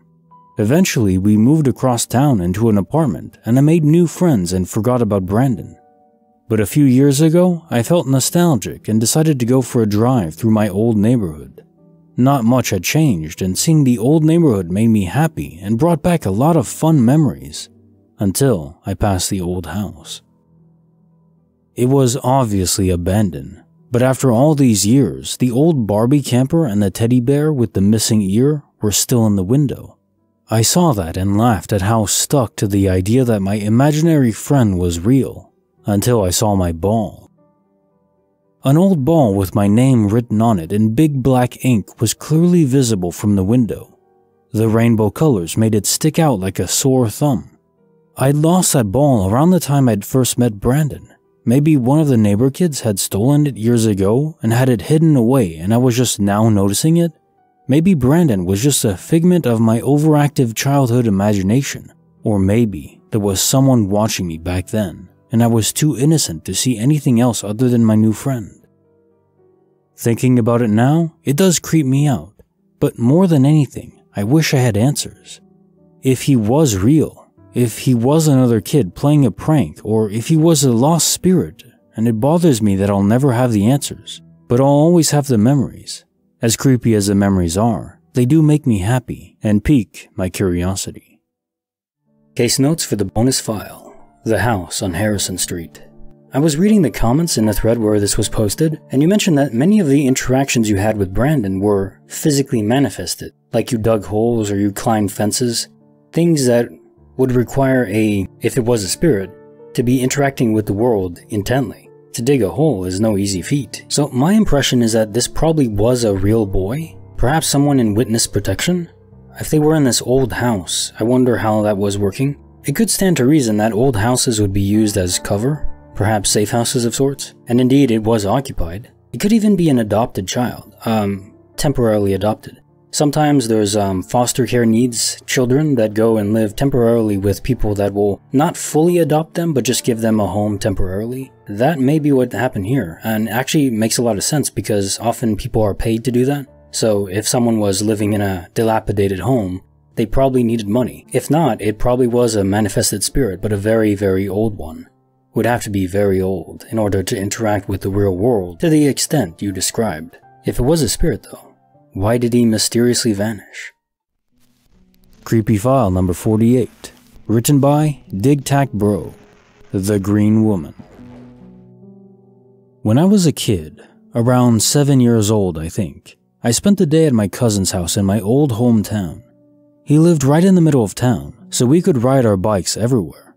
This was back in '98, and in the tiny place I come from, everyone knows everyone and keeps an eye out for the safety of any kid they see. When my mom dropped me off at my aunt's house that morning, she gave me some money to be able to go to the corner store for snacks for my cousin and I. After a while, hunger struck and I took off on my bike to Reeves' grocery store. It was the best stocked store in town. There were only 2 stores. Pulling up, I noticed an old maroon-colored car parked outside. Reeves' storefront had a short brick wall about a quarter of the way up, but from the brick up to the roof was all glass. The type of glass you can see through on one side, but is a mirror on the other. I didn't pay much attention to the car at first. I rode up on the sidewalk and gently wrestled the handlebars of my bike against the wall. I hopped off my bike and, by force of habit, looked into the store window. In the reflection behind me, in the old maroon car, sat a little old lady in the passenger seat. She was dressed in all green, dark green, wearing a beret hat, and she had one of those crotcheted Afghan blankets draped around her shoulders. She looked very, very old. Deep wrinkles covered her face to the point that I couldn't even see her eyes, and her skin had a gray tint to it. She smiled sweetly at me in the mirror, but when I turned around to wave and smile back, she wasn't in the car. Confused, I glanced back at the store window and I could still see her sitting there in the passenger seat, smiling at me. Fight or flight kicked in and I aborted all thoughts of 3D Doritos and Gatorade and raced off as quickly as I could. I didn't even get on my bike. I grabbed it by the handlebars and pushed it as I ran as fast as my little legs would go. Looking back, the little old lady really seemed to mean me no harm. Her wrinkled face looked kind and her smile was warm. But my 7-year-old brain yelled, "Ghost!" and told me to run. When I told my mom about it a few days later, she told me sometimes spirits get stuck or have unfinished business, so they can't pass on. I remember this encounter fondly these days though, and I wish I could have better reacted to the situation. Maybe I could have helped the green lady somehow. Case notes for the creepy file number 48, The Green Woman. So first off, no Kit Kat bars? Just Doritos and Gatorade? Come on. No matter what, even if we're talking about spirits or ghosts or glitches, in the end, it's always Kit Kat bars. They come first. I don't care if a demon is chasing after me. I'm getting my delicious chocolate wafers no matter what. You can be sure of that. And I think your mom is correct in that spirits can become attached. If there's echoes of remnants, the souls of people who passed away, for them to remain on Earth bound by gravity and all the effects of it, and even light, in the times where we see them, it means that the EM spectrum light, visible light, is bouncing off them and going back to our eyeballs. And for that to happen, I would imagine there'd have to be something very potent binding them to the planet. About 61 million people die every single year of various causes. Of course, more people are born, so the population still grows, but a lot of people die every single year. I don't think most people know how many people die every year. It's kind of insane to think about it. But yeah, 61 million people die, roughly. Variance by year, of course. And, of course, there's not 61 million echoes or ghosts that are reported all the time. There's a fair bit, but nowhere near 61 million. I mean, I would have more stories than I could read in 1,000 lifetimes if that was the case. No, so they're still somewhat rare, if you know what I mean. Which means there's some sort of trigger. They have to be bound here by some potent, important, emotional connection. Beyond just, oh, well, I mean, you know, I didn't shut off the stove, or I didn't say goodbye to one person. It has to be something truly grinding at their soul, their very essence, or it's not enough. And I'm sure it varies by person. Maybe for some people, it doesn't have to be quite as intense as others, but I think for most people, it needs to be truly remarkably intense and potent. And again, just to stress the rarity of this, I'm 32, and I've never encountered a ghost yet, myself, or even the inclination or the suspicion of a ghost being around. No light flickers, nothing that I can't explain away by old plumbing or anything like that. I mean, I can't wait to experience it if I do, but it does mean they are fairly rare. Or, if there are a lot of them around, most can't or choose not to interact or make themselves known. That's another possibility. Case file number 755, written by Kini Ali. Everyone gets a Corvette. A few years ago, my husband and I were driving to Utah from California. We were in the final couple of hours, and it was around 2 a.m., and we were both super tired. It was just us on this lonely stretch of dark, desert road. There was literally nothing surrounding us except flat, dark desert, and that's all we had to look forward to. So it was no wonder we were both starting to struggle to stay awake.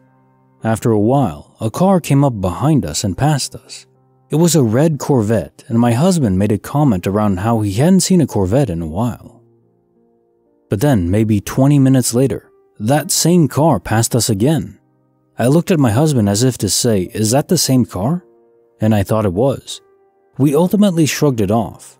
There hadn't been any exits or pull-offs since they first passed us, but I thought maybe they had pulled off somewhere on the side of the road and we just didn't notice them. Another 10 to 15 minutes pass, and the exact same car passes us again. We both were in disbelief. The stretch of road was still the same. There wasn't anywhere they could have pulled off where we wouldn't have been able to see them. I knew it was the same car from the license plate because it had the initials DC on it, and it had a Denver, Colorado license frame, and I had just mentally connected that. The car passed us one final time when we were about an hour away from the city, and needless to say, we weren't sleepy anymore. Case notes for file 755. Everyone gets a Corvette. So at first I'd say, okay, this is a no rendering perception glitch. So in video games, if you're looking in a specific segment or block of area of the world, the other areas aren't loaded. This helps to save on RAM, deal with memory leaks and processing power overall. It makes sense if this is a simulation that they would operate on a similar principle because it saves on a lot of memory and processing time. Why not? However, this could only work if the driver of that Corvette didn't truly exist in the sense that we are animated, the sense that we're connected, we're real players in the game, instead of NPCs. And some people throw that term around derogatorily, like saying, oh, you're just an NPC, you're not really thinking. But I mean it in a more literal sense, that some or maybe most people are just compelling illusions of sorts. Sort of like in Westworld, where there's androids that impersonate human beings so accurately that it's almost impossible to tell. And I mean, if this is a simulation, I'm sure that wouldn't be too difficult to do, especially if you have enough machine AI learning via enough real human beings programmed into the game. The simulation could learn from them and adapt in real time. So that would be the only way. Otherwise, it would be a person that's really there animated. Like, imagine you're the glitch of that Corvette and you're driving and you're passing the same car again and again and again, wondering, why the hell am I rewinding in space and time? This doesn't make any sense. I guess that's another possibility. Maybe that person driving the Corvette was in some sort of space-time loop and was just rewinding and was going crazy, thinking, hey, I'm seeing the same car again and I'm not getting any closer to the city. What's going on? So it's one of those two. Either it's proof of NPC existence or some sort of space-time anomaly that for some reason you didn't interact with, even though you were going in the same direction. Which is why I'm leaning more towards the NPC theory, because you probably would have interacted with it too if it was some sort of physical anomaly. Case file number 756, written by Ocean and Sun. The Aqua has vanished. I literally just filled up my water bottle about half an hour ago. I specifically remember doing it because I was looking at the dishwasher as I was filling it up, looking at the dishes that needed to be unpacked. Then my water bottle overflowed and I put the lid on. After that, I made my breakfast. Whilst making my breakfast, it was sitting at the end of the bench. After I made my breakfast, I grabbed it and sat down, ate my breakfast. And when I finished eating my breakfast, I went to have a drink of water. And it was completely empty. I know I didn't drink it because I was busy making my breakfast. But also, even if I happened to have a sip and forgot about it, it's a 500 milliliter water bottle, so no way I could have finished it or even half of it, as I don't like drinking a lot in one go. Also, I don't know if it matters, but it's a metal water bottle, so I can't see what's inside. But I know I filled it up because I saw it overflow out of the top. And it's not broken or anything, it didn't leak. So I'm so confused. Only explanation is a glitch in the system. Case notes for file 756. The Aqua has vanished. So I know what you mean when you say you couldn't have accidentally, absent-mindedly drunk the entire bottle of water. For me personally, I have issues drinking enough water. I mean, it's just not exciting, right? You gotta force yourself to do it. Maybe I'll take a sip here, but I wouldn't accidentally drink an entire bottle and forget about it, barring some sort of medical condition. No, I typically just drink a lot of Dr. Pepper, Diet Dr. Pepper, but still, quite a bit. But this is a new one. Or maybe I think I've narrated one other glitch where it was liquid disappearing. But how is that even possible? Is it some sort of entity that's snatching up the water bottle, draining the liquid into that phase or dimension, and then returning the water bottle? Why do they want water? Do they not have water in this fifth dimension? I guess they were just thirsty. Case file number 757, written by Commander Smokestack. My home key became another key. Basically, for the last 5 years, I've had a key ring with only 3 keys on it. It had my car key, my house key, and the extra key to my kid's truck. About a year and a half ago, I added a Lego minifig keychain. Otherwise, it's been the same 3 keys for the last 5 years. I use it almost every day. I've taken it all over the world with me when I travel because I use it to get into my house when I get home. I used it to get into my house last night. I had to pop out this afternoon, grab my keys, wallet, and phone, locked up and left. When I got home, I tried to use a key to unlock my front door, and it didn't work. I tried the door lock and the deadbolt, same key, and no luck. So I popped open the garage door to use the other door to get into the house. That door was locked. Again, same key. And it didn't work. At this point, I was pretty dumbfounded because the one house key on my keyring isn't working. Eventually, I was able to get into the house through a window, so I got that going for me. The key still didn't work though. I found and tested my spare key and it works. Key on my keychain sorta looks like my spare key. It's the same type of key but has a slightly different notch. Consequently, I'm a little weirded out that the house key on my keychain isn't my house key anymore. The key pattern on the house key attached to my keychain and the spare key that works are different. The key on my keychain and the spare that works are two different keys with two different patterns. The difference isn't where. The key on my keychain has a shorter pattern than the one that works on the house. Case notes for file 757. My house key isn't my house key anymore. So somehow this house key morphed into a different one. It wasn't switched out or anything, obviously it wasn't a prank. And the other key you do have still works for the doors, so something was actually physically altered. The only thing I'm really getting at is maybe quantum immortality. You died, you're in a new universe, you know the deal, and now you had this set of keys that's for something else. I wonder if you'd be able to find what it's for, if this is indeed what happened. That key does work properly for something else. For some reason you have the same keychain, you're just using it to store a key that's for something else. I wonder what it's for. It would be something very important to you. At least the you that was in that universe. It shouldn't be too dissimilar, so I don't know if you have something else that is really important that you keep locked up. Maybe try the key on that. It may actually work. Case file number 758. Written by Concert Sufficient 966. A very wet quantum immortality. A friend of mine who's always talking about metaphysics, Twilight Zone simulation type stuff, loves this type of stuff and keeps telling me to post this. In fact, no doubt he'll see this. Hey Zane. Anyways, here's my story. 2 weeks ago, I was about to get ready for a party at 6. Just before I started to get ready, one of my friends messaged me, super excited because of a boy she's had a crush on for the last 4 years finally asked her out. And he was coming with her to the party. While I was texting her back, my younger brother walked into my room and asked if I could drive him to his friend's house, which I agreed to do. Then I went to the bathroom to have a shower and to do my makeup. So I got into the shower, but when I went to wash my hair, I realized that my conditioner was finished. I was pretty ticked off because I had only bought it a couple days beforehand and it's an expensive brand. My younger sister always uses up my things, so I knew she'd used it all. She'd also trashed the bathroom, leaving water everywhere and her dirty towel on the floor.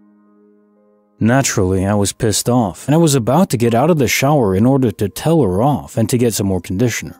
But as I went to get out, I realized at the last second that she'd kicked out the grippy mat that we have on the bottom of our shower tub. Our shower tub is super slippery without the grip mat. So as I went to step out, my foot slipped, and I fell with my neck down onto the edge of my tub. Time seemed to slow down in my head, and I remember my last thought was, wow, is this how I die? How stupid. But here's the thing. At the moment of impact, I woke up back in my bed. I know it sounds stupid and cheesy, like something from a dumb Netflix show, but there's literally no other way to describe what happened. I was lying in bed right before I got up to shower the first time, but I don't remember falling asleep. And the thing is, I've been a lucid dreamer for the last 5 years or so, and if this was a dream, it was way more vivid than anything I've ever experienced prior. What weirded me out though, was that the exact same friend who texted me the first time, messaged me after I woke up to tell me that the boy she had a crush on had asked another girl out, and she was pretty bummed out about it and didn't want to come to the party. I was weirded out that there was some similarity between that and the dream, but didn't think too much of it at first. As I went to reply, my younger brother came in to ask if I would take him to his friend's house. All the blood drained from my face. He just stood in the doorway looking confused and asked me what was wrong. I rushed into the bathroom, feeling like I was losing my freaking mind, and went to check the conditioner bottle. I know this sounds completely crazy, but the bottle was finished just like before, and the grip mat was kicked up. At that point, I went to lie back down in bed and texted my friends to tell them that I wouldn't be going to the party, because I don't even understand how I'm alive. Case notes for file 758. A very wet quantum immortality. So first off, I really hate messiness and disorder, so your sister sounds like a terror to live with. I don't know, it's hard to process that. If you live in a messy environment, then you can't process your own reality. It's like manifesting your own disorder. Like, we all have chaos in us, but if we let it escape into the real world, then it compounds on itself and amplifies until it becomes this mountain that you can't escape from. Like the people who are hoarders. I have no idea how they function, and honestly, they don't. That's the problem. So I try to keep my place as tidy as I can, and also I'm a minimalist, which just means that I try not to buy things or use things that I don't need. I only engage with things that will benefit me, at least as far as I can tell. That's the idea. Keep your life simple and manageable, and don't let disorder ruin it. Now to the glitch. This does happen quite a few times where quantum immortality events translate into a time rewind. So you reset back in time a few minutes prior to taking the shower. And my theory on that is, when we die, our soul has to go to a different universe if there's another copy of us that exists somewhere. But it has to be the closest one. Maybe this is some sort of power issue related to the simulation. Transferring a soul further is just more expensive in terms of energy or processing time.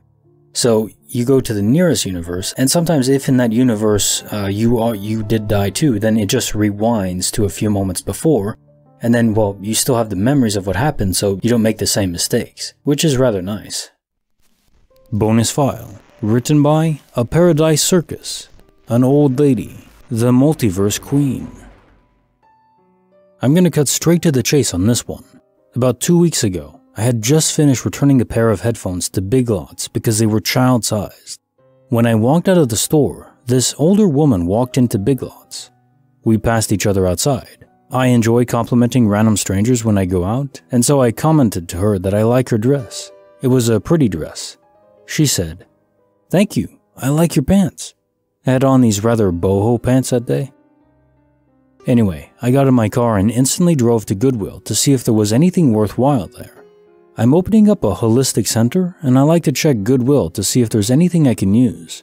When I enter the store, I instantly walk towards the back, bypassing all the clothes. Then, I see the same older woman wearing the same dress with a shopping cart of a few miscellaneous things she found in Goodwill. I did not stop at any other stores between Big Lots and Goodwill. I did not take a while in my car. I instantly started it and drove down the road to Goodwill. It's only about 2 minutes away by car. I made a right-hand turn onto Transit after leaving Big Lots and a right-hand turn into the parking lot where Goodwill is. The time that elapsed between seeing the woman entering Big Lots and seeing her in Goodwill had to have only been 5 minutes. Even if she instantly turned around and left the store, it makes no sense that she would have not only gotten there before me, but also had enough time to shop. She had about 3 to 4 things. I did not notice any time lapse. I do recall looking at the clock before I left Big Lots, and then when I arrived, as the car was shutting off. She didn't speak to me. She saw me though, and she didn't blink twice. No acknowledgement. Case notes for the bonus file, the Multiverse Queen. So there are 2 plausible explanations for this. The first is that she indeed just left the Big Lots really quickly for some reason, and then drove like a bat out of hell to Goodwill and beat you there. It's unlikely, very true, but it's not impossible. The other possibility is that she has a twin sister, and this is more common than you might expect. It's about 1 in 250 births have twin sisters, or twins in general, not just sisters. And I mean identical, not just twins that sort of look the same. Of course, this doesn't make it exactly an easy explanation, because even if she has a twin, why would she be there too? I guess it's possible that they stick around each other close by and we're going to shop in different stores and they just, oh, well, we'll split our load and I'll go here, you go there. I could see that, sure. And third explanation, that is a glitch, is a new universe. So you died while driving, which is actually pretty common. It's funny, where the most likely explanation is that you died. We kind of treat death a bit lightly around here, don't we? Yeah, so you died and now this is what happened and, no big deal. Anyways, so you died while driving there, which is very likely. Not very likely, but certainly possible. In this other universe, very similar. The old lady is still around, but she just was in Goodwill instead of Big Lots. I could see that. Absolutely. There was no time lapse, although that wouldn't really mean anything, as we just covered in the previous story, where sometimes time can rewind if it has to. So if this is what happened, you were in a different universe, and in that one you just didn't die at all. Whatever car accident you got into in the original universe. And these are the possibilities. There's also the possibility of it being a doppelganger. But typically when I read doppelganger stories, there's some sort of atmosphere. Something is wrong. Like the aura of the doppelganger is all off. And this isn't right. I shouldn't be around this thing. I'm not quite leaning towards that. But I also wouldn't discount it. It's fun to consider all possibilities, just in case. Case file number 759, written by Anonymous. I defeated the void. In my parents' house, things always go missing. It kind of just became a common occurrence. Before I was born and my brother was 2, my mom's makeup started disappearing and she found them years later on top of the kitchen cupboards in impossible to reach corners. Things that I had just put down on the table or side, etc. would vanish, and after I've looked all around the house, I would go back to where I thought I put them and they'd be there again. The one time and coincidence that stands out to me is when I was looking for my necklace before leaving the house. I had taken it off the previous afternoon and placed it somewhere, although I just couldn't find it. I was on my own as everyone else had already left for work. I had been looking for a few good minutes and I was frustrated. While standing in the middle of the kitchen, I said into the void, "Could you please give me back my necklace?" Literally, as soon as I finished that sentence, I heard a thunk of metal in the living room. I walked over and there was my necklace, just on the floor, about 50 centimeters away from the nearest shelf. I was a bit dumbfounded, and I was in a hurry, so I just said, thank you, I guess, and ran off to college. Nobody was in that room. There was no draft or breeze or anything that could have knocked it off the shelf. It wasn't at an impossible distance for it to have fallen, but it was a very unlikely one. Paired with this even more unlikeliness of it falling right as I asked for it. So if your things go missing, maybe try asking for them back? Case notes for file 759. I defeated the void. Okay, so this is a new twist on it. We have disappearing object phenomena, and now, apparently, we can just ask for our stuff back. I never even thought to ask. Universe? Entities? Can I have my tennis balls back? Apparently not. Maybe you have to be in the same place as where they disappeared from, or in the general vicinity. Whoever took my tennis balls is long gone by now. I hope they have fun with them. Bonus file. Written by Doc Juji McFly, the Bioluminescent Entity. Quick backstory. I, 27 female, live on an 80-acre farm that has been in my family since the 1870s. I grew up here since I was a baby. I've encountered many spirits on this land. Most of them are friendly, such as ancestors and animals. Other people have noted paranormal encounters on this property, and we have family lore about many of the ghosts. In addition, I consider myself an amateur medium, as certain spirits have given me messages to share with their loved ones. So, I have experience with these things, but what I saw last night baffled me. I thought I had seen it all. Nope. I stayed up late last night doing my nails and watching documentaries. Around 2 a.m. I got tired and decided to go to sleep. I was the only one home last night, so I walked through the house locking up and turning off lights. Our farm is in a very rural area, and my bedroom window faces a cow pasture. There are no visible lights outside after we turn ours off. It gets pitch dark. Country dark, as some say. So imagine my surprise when climbing into bed and seeing what looked like a person with a high-vis flashlight standing in the field outside my window. The light was bright enough that I could make out some of the trees along the fence row. I sat up in bed and leaned forward to get a closer look. I could make out the figure of a woman walking towards the creek in the pasture, only she wasn't holding a light. She was glowing from head to toe. A yellow golden glow. It was like bioluminescence. My heart stopped and I was frozen. I stared at her in shock for at least a full minute, a full-bodied apparition moving plain as day. First she was walking, then skipping, then dancing towards the creek. It looked like she was wearing a bonnet and a dress. I finally got the courage to get out of bed and go to the window to get a closer look. When I got to the window, she was gone. I got back in bed and looked out the window again. She was gone without a trace. I haven't seen her again, yet. I have no explanation as to what this was, and it shocked and scared me. Has anyone else seen or heard of glowing, full-bodied apparitions? Case notes for the bonus file, the bioluminescent entity. So first I just want to mention to anyone who doesn't know, there's a map you can Google. It's just a light pollution map. And on it you can see different classes of night sky based on light pollution. So class 1 to all the way to class 9. Class 1 is where there's the least amount of light pollution, which you only really get in like Antarctica or the deep of the Atlantic Ocean. But you can generally find class 2 areas in the United States, and it's a vista that you can't even fathom. You can see, I mean, if you go out, if you live in like a suburb or a city, you can go out and you can see some stars at night. It's still nice, absolutely. But when you go into the deep of class 2, or even class 3, you can see almost the entire galaxy. It opens up your soul to the possibilities of the deep wonder out there. And I highly recommend it. If anyone hasn't seen the night sky in its proper glory without all the light rays scattering in the atmosphere from our technology, which is awesome, but it removes this option from seeing how beautiful the universe is, and truly how vast, unimaginably vast. You gotta see it. And also, bring marshmallows and light a campfire, because nothing beats a night sky, cool air, crisp, and fire-roasted marshmallows. Bring some graham crackers and chocolate too, and make a s'more. Nothing's better than that. Well, no, bring a hot chocolate too. Can't go wrong with all that. So, dare I say it, aliens?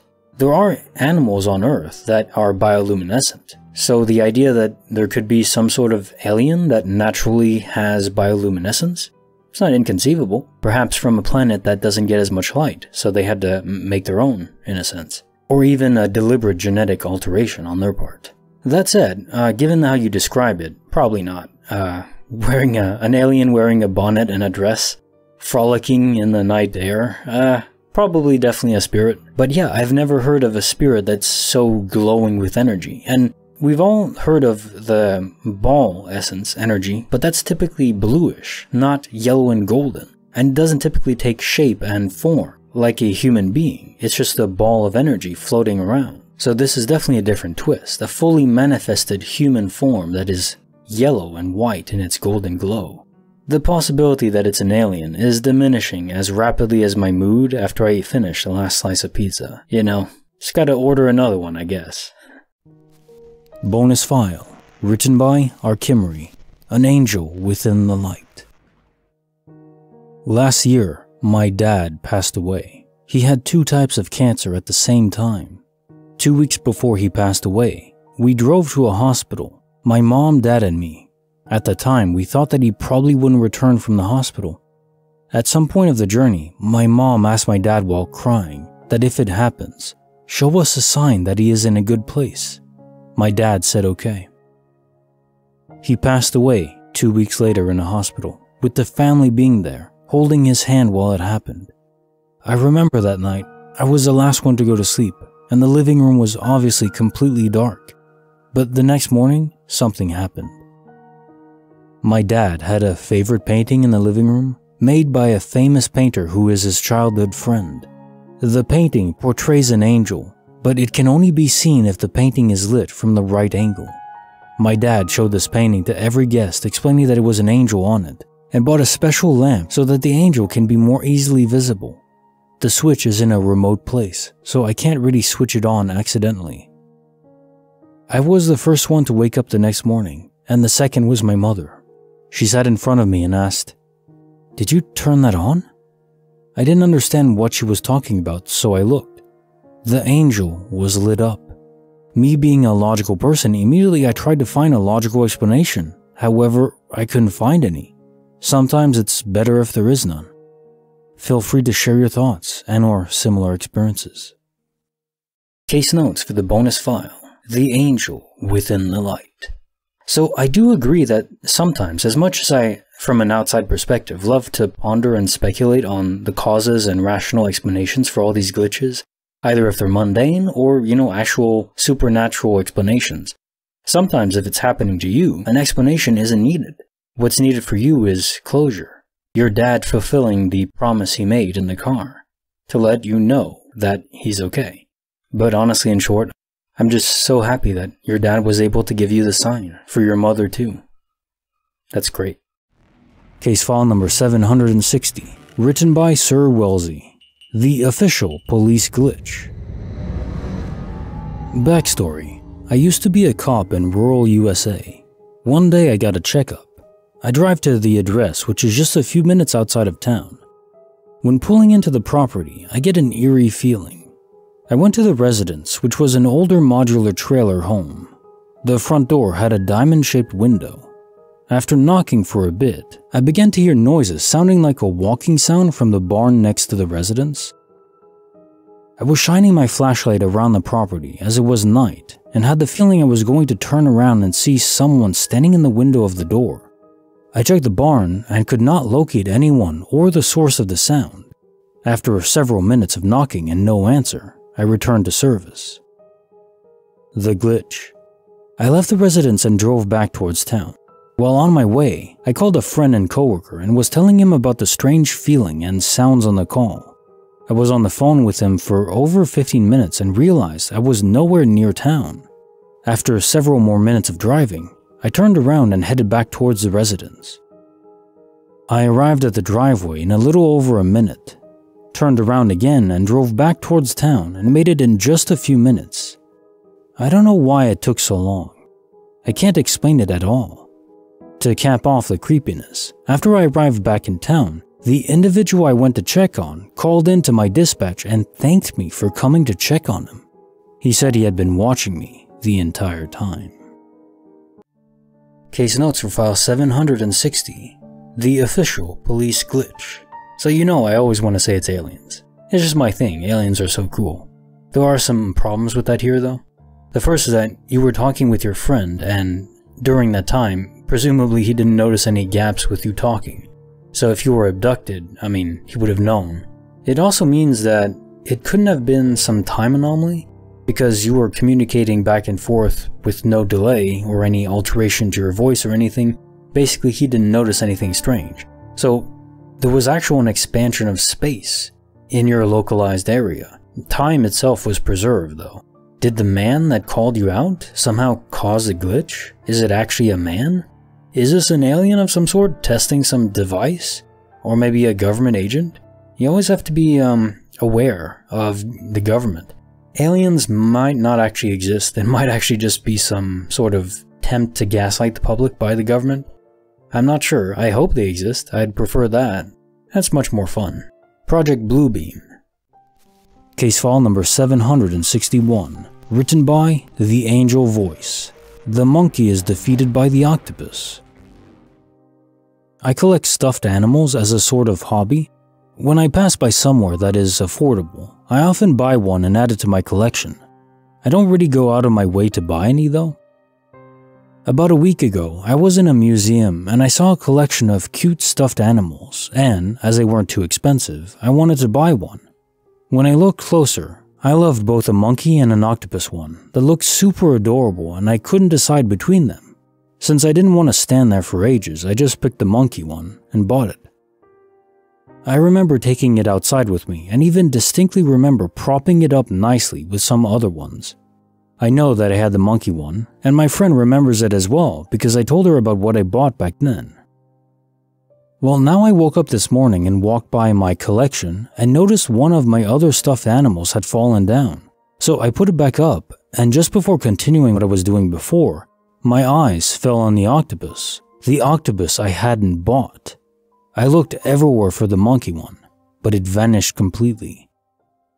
Today I asked my friend if she remembered me buying the monkey, and she was just as confused as I was. So 2 people remember me buying the stuffed animal of a monkey, but what I actually got was an octopus. Case notes for file 761. When the monkey is defeated by the octopus. That title though. I don't know where I come up with these things. So the first note is that the fact that your friend remembers that you bought the monkey, not the octopus, means that it's not quantum immortality. Because if you did transition universes, you'd be the only one who'd notice, and your friend would remember you buying the octopus. So you're still in the same universe. Somehow there was just a switcheroo going on, sort of like a disappearing object phenomenon, but replaced. Other than that, it's like a state of quantum superposition at a macro level, which shouldn't be possible.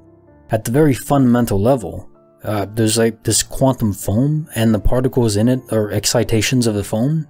Sometimes the particles can sort of move or tunnel very small distances. In fact, this is how the sun even fuses anything. Without quantum tunneling, this very tiny amount of teleportation in a sense, we wouldn't have solar fusion.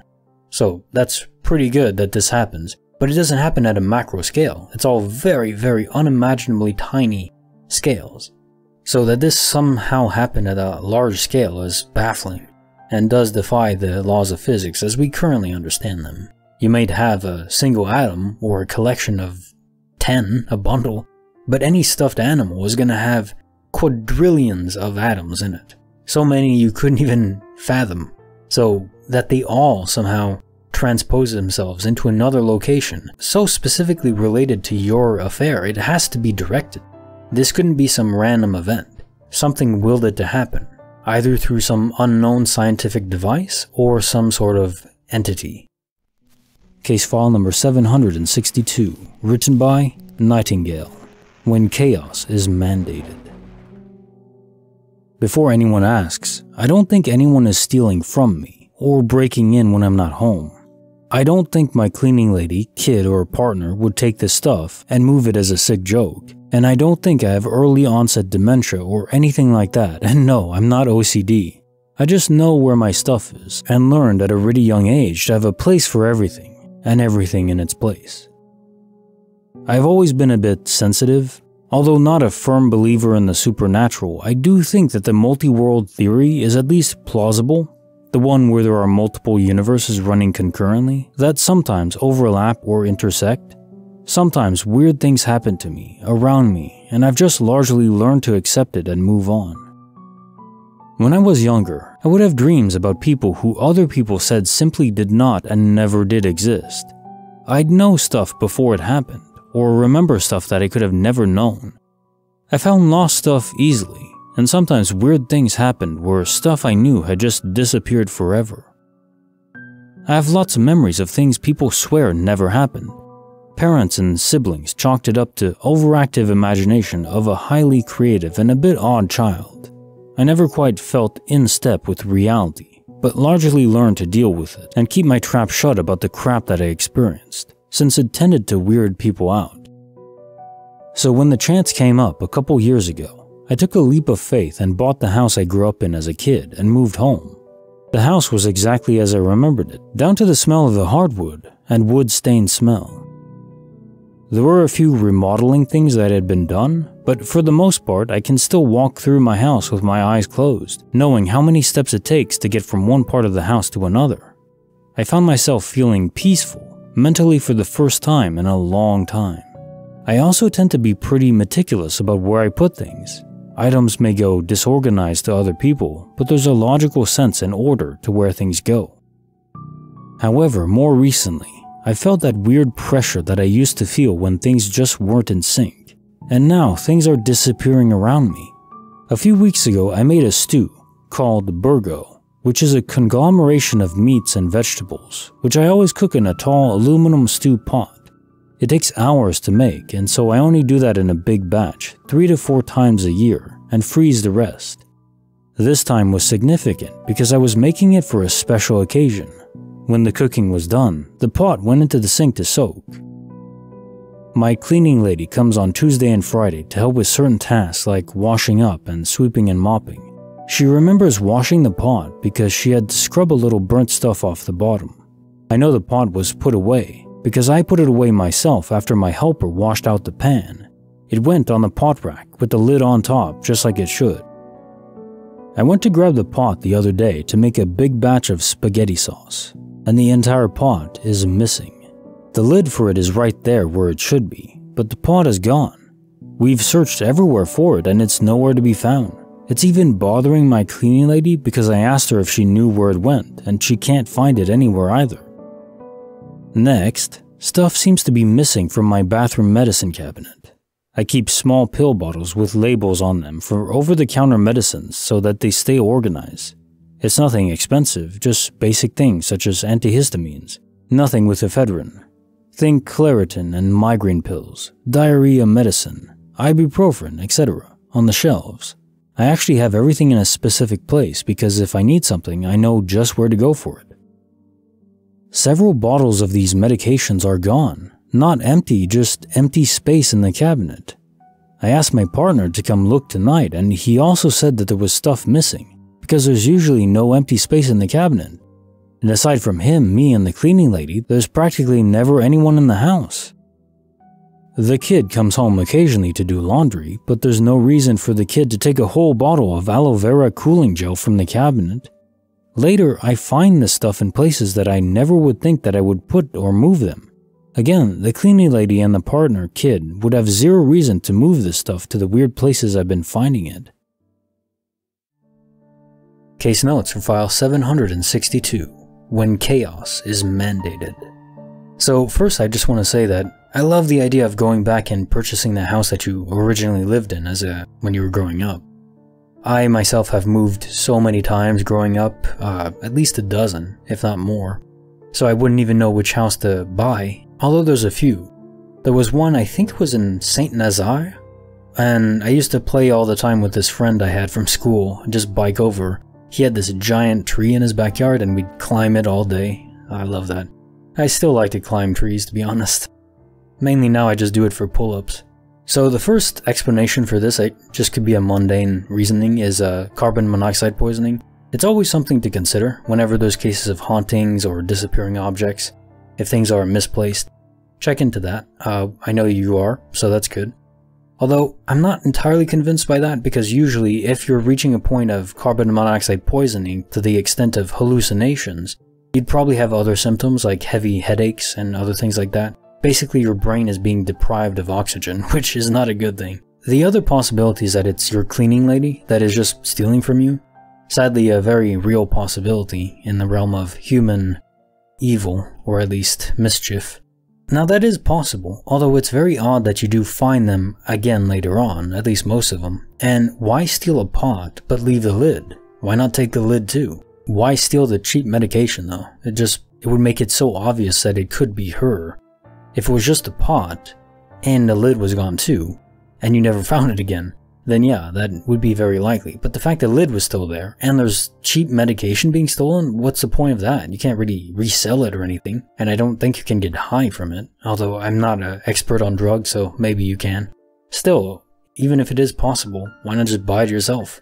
Why go through this rigmarole and make yourself suspicious? The only other thing I can think of is some sort of disappearing object phenomena, and there are quite a few glitches like that, so I'd say that's about as likely as any other mundane explanation, which in of itself is kinda cool.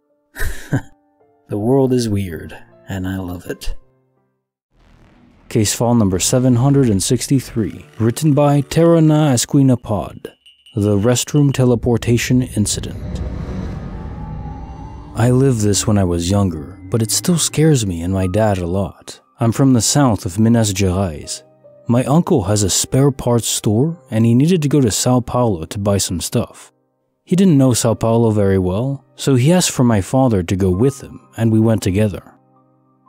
Okay, after a long day of walking on one of the busiest streets of Sao Paulo, 25 de Marco, we stopped at an Arabic restaurant so I could go to the restroom and eat something. I'm 26 now, but at the time I was about 8. We entered the restaurant, my dad put me in the restroom, and waited for me on the outside. Now is the problem. When I came out of the restroom, I was at a completely different place. It was a lobby from a building, old and tall. So I went back, closed the door and tried to get out again, and nothing. Same place, the lobby. I was creeped out. I didn't know what to do. I think I tried to do it about 3 times. So I decided to go to the street and look for the place. I was tempted to cross the street. If I had done it, probably I wouldn't be here. But I kept the same sidewalk and turned left. I walked a little more and reached the restaurant. My father says that I came out on a different hallway and took the wrong side, but the door of the restroom is sided to the hall. My father was looking at it and saw me. Raffle is the name of the place on 25 de Marco, a popular place in Sao Paulo. I looked on Google Maps to find out the building, but nothing comes to my memory. Case notes for file 763. The restroom teleportation incident. So, space-time anomalies are pretty well documented on this channel. Maybe it's some sort of wormhole effect. Although, physically this would be difficult to pull off because, as we understand it currently, you can create an Einstein-Rosen bridge, a sort of wormhole as people think about it, but they'd be very unstable, they'd require a lot of energy to create, and they'd be extraordinarily tiny. You'd barely be able to fit a single atom through it. So, to fit an entire person, and to do it in a way where there's no noise, there's no sensation, there's no obvious energy source, that is beyond our current understanding of physics. If there's some natural phenomenon that causes this, it would be incredibly powerful. That said, nature does have a way to accomplish this seemingly impossible, so I wouldn't discount that. Hell, life itself accounts for that. We can't properly describe how life forms. We can't create proteins or amino acids from scratch. We can just rearrange things, but we can't actually form life. We don't understand the very first process that happens. So life is still a mystery in of itself, perhaps the greatest one, especially our consciousness and sentience. No one really knows how we're self-aware. Is there some animating presence, something connecting to us that is giving us life and free will? And when I say life, I mean sentience, because a lot of things are alive, even viruses are alive, based on some descriptions. But to me, what truly makes life interesting and valuable is sentience. Being self-aware of life, of existence. Case file number 764, written by Anne Emma Bree. The Bathroom from Another World. I was spending a day with my friend in the city. I had to go to the toilet, but because of the virus, I couldn't go anywhere. Luckily, there was this ice cream store that said I could use theirs if I bought a cone. It was at the end of the store. I had to use the stairs, the girl behind the counter said. So I walked to the end of the store. There was a part that was sort of an indoor garden. I saw a spiral staircase that I thought went to the toilet. Instead of the toilet, I ended up in a Chinese restaurant, which was pretty weird and unexpected. Still, no bathroom. I saw a door to my right and figured that that's where the toilet had to be. It ended up being a stairwell where the stairs that had to go back to the ground floor was closed off with traffic cones and tape, so the only way to go was up. Because my bladder was almost bursting and I was kinda curious where I was going, I took a chance and walked up the stairs. When I opened the door, I ended up in the middle of a kitchen, which was weird. Who has a stairwell in the middle of a kitchen? Everyone was running around and no one really noticed me, so I went back to the stairwell and went another floor up. That's when I noticed how many floors there were. It felt really weird to me because the building was hella old and couldn't have been more than 3 floors. I was on the 4th floor though, and I kinda felt like something was off at that moment. I opened the door and this floor was really creepy. There was writing on the walls in a language I've never seen before. It kinda looked like hieroglyphics but smoother. There were 2 doors with symbols on them, one male and one female, I presumed. But I couldn't find out which was which because I didn't understand these symbols. I needed to pee real bad, so I just took a chance and picked a door. When I opened it, I felt really weird because it was just an empty room. No sink, no mirror, just a room leading to another door. I remember thinking what a waste of space it was, and why the hell someone had designed it like that. The next door led to a room with a sink and a mirror, and another door which finally led to a toilet. As I sat down and reviewed my entire journey to the toilet, it didn't make sense to me at all. I had been walking around in an old, medium-sized ice cream shop for about 10 minutes, looking for the toilet. How was that even possible? A possibility is that I ended up in an entirely different building. But how did I switch buildings so easily?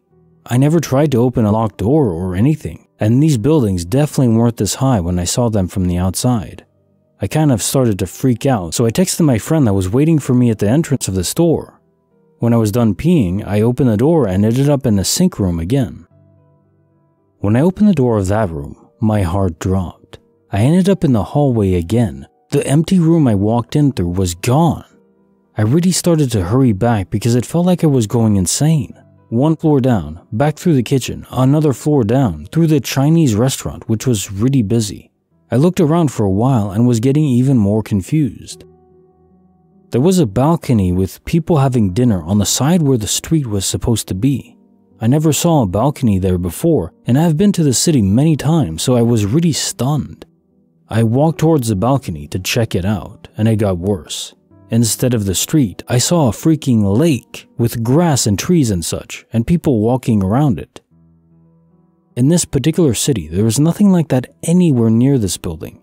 I was really stressed out at this point, let's just say, so I wanted to go back to the ice cream store.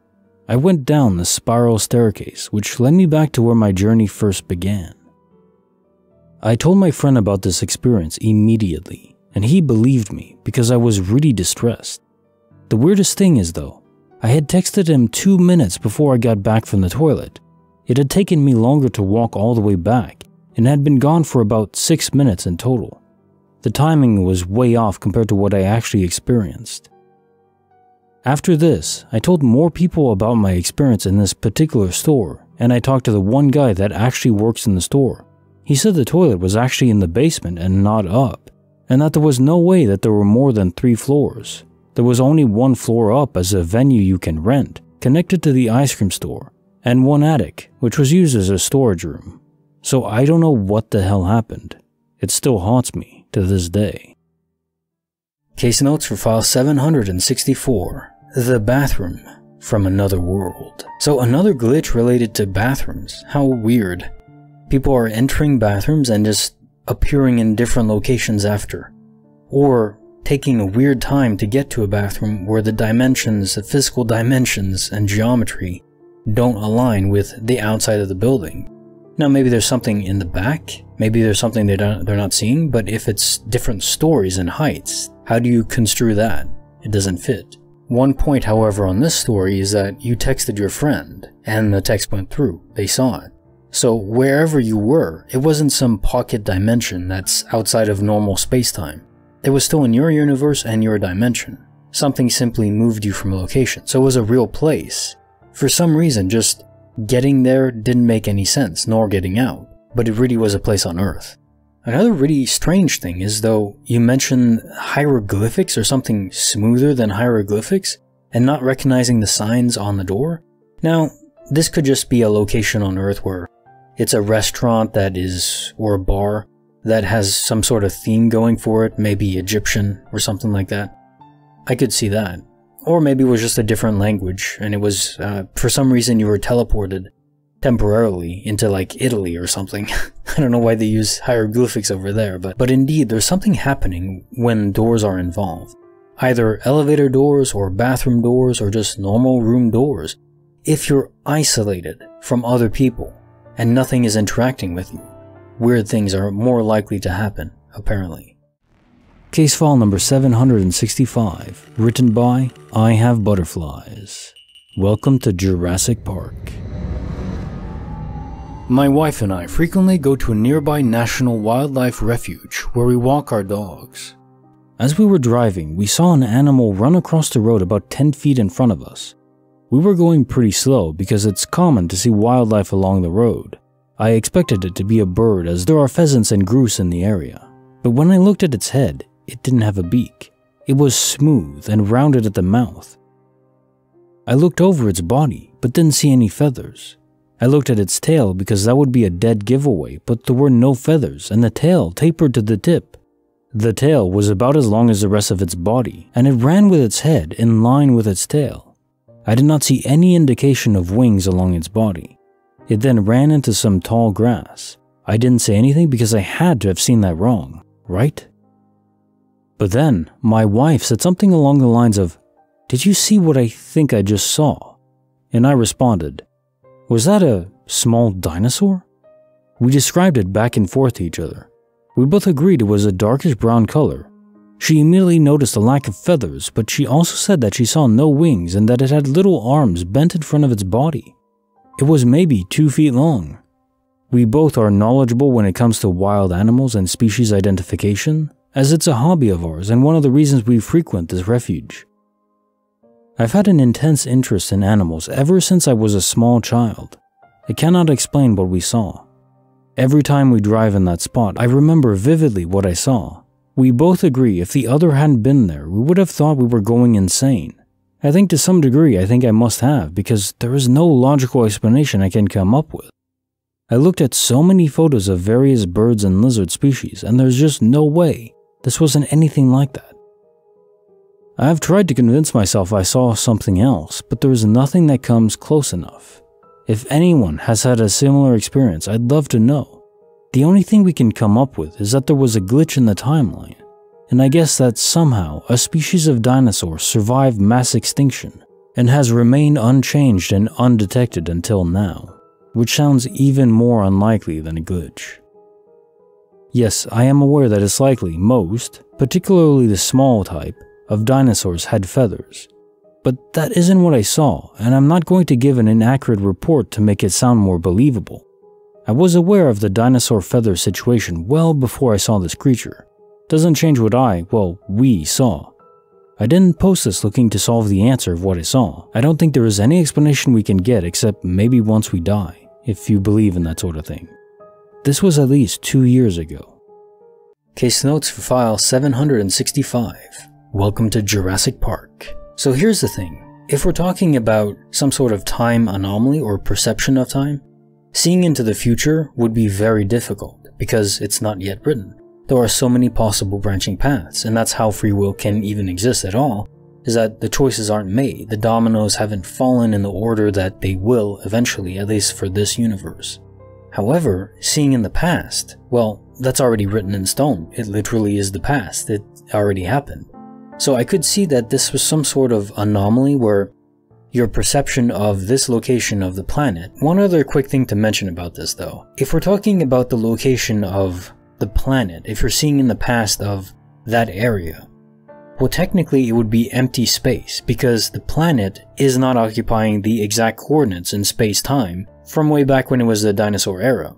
Because not only is the planet rotating around or orbiting around the sun is orbiting around the galaxy, the center of the galaxy, and the galaxy is moving as well towards Andromeda. So the actual space-time coordinates would be vastly different. We're billions of kilometers, trillions actually, of kilometers away from where the dinosaurs would have been.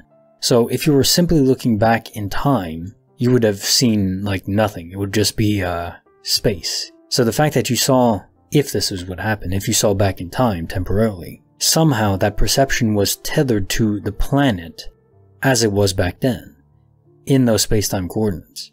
It's like if you had a time machine and you went back in time, it would have to be going back in time in the spatial sense as well. Because if not, you just go back in time and the planet would zip around. You'd have to still be tethered to it. Kinda hard to explain. Hopefully I'm doing a good job, but it makes it more unlikely that it's some sort of time perception glitch.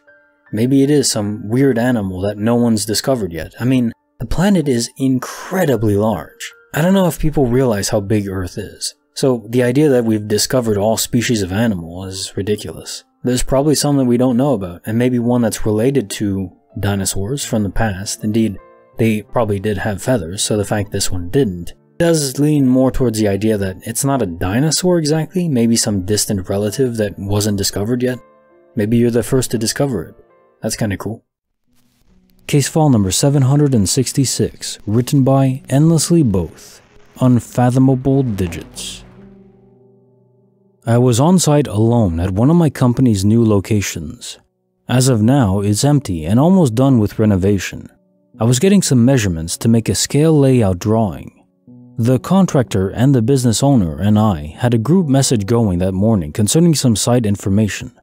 I had seen the text but just glanced and didn't respond until after getting my kid off to school. When I had time, I reopened the group message. I saw I had somehow texted them earlier. It was a local phone number. I thought I had somehow pasted it because I had just copied a phone number from a message the night before, apologized to the group for the random accidental text, and moved on. Until the contractor called me a little later. He immediately was like, "Where did you get that phone number?" I said, I'm not even sure. I think I accidentally pasted it," and explained copying the number the night before. He sounded weirdly spooked and then said, "That's my dad's phone number." He recited it by memory. I've never met his dad, never even thought about the dude. The number isn't in my contacts, and isn't in any of my phone's messages. And isn't in my phone at all, other than that random unexplained text to the group that I sent that morning.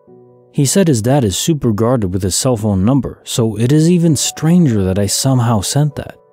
We can't figure it out at all. It hurts my brain. How? Also, the number I had sent them was indeed not the same number I had copied from my friend the night before.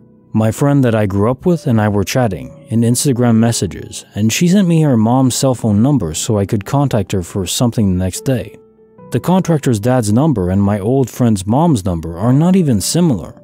I just thought in the moment when I saw that I had sent that number, that it must be where it was from, but it wasn't. Case notes for file 766. The Unfathomable Digits. Another small but inexplicable glitch. It's not a tech glitch, because you didn't copy the number. It wasn't somehow you copied this person's father's number, and then it was accidentally transmitted somehow through a phone glitch. No, it wasn't even the number you copied the night before. Although it is weird that it happened the day after you copied a number. I'm presuming that you don't copy numbers often. I don't. Although apparently just a coincidence in that regard. Usually there's some sort of logical chain as to why it would happen, like if it's some entity trying to tell you a message or something, send a message. In this case, their father doesn't appear to have been in any trouble. There's no reason for you to send that number. It didn't accomplish anything besides confuse everyone. Yeah, this is one of those times where I'm just stumped. It's just a pure glitch and I have no idea what the hell is going on with this. That's kinda cool, but so weird, isn't it? Bonus file, written by My Name Isn't Maisie. B is for Barbara. Just before my oldest daughter turned 3, she finally found her voice. Let's just say it was a big deal because up until then, she'd been completely non-verbal. Then, almost overnight, our girl was talking.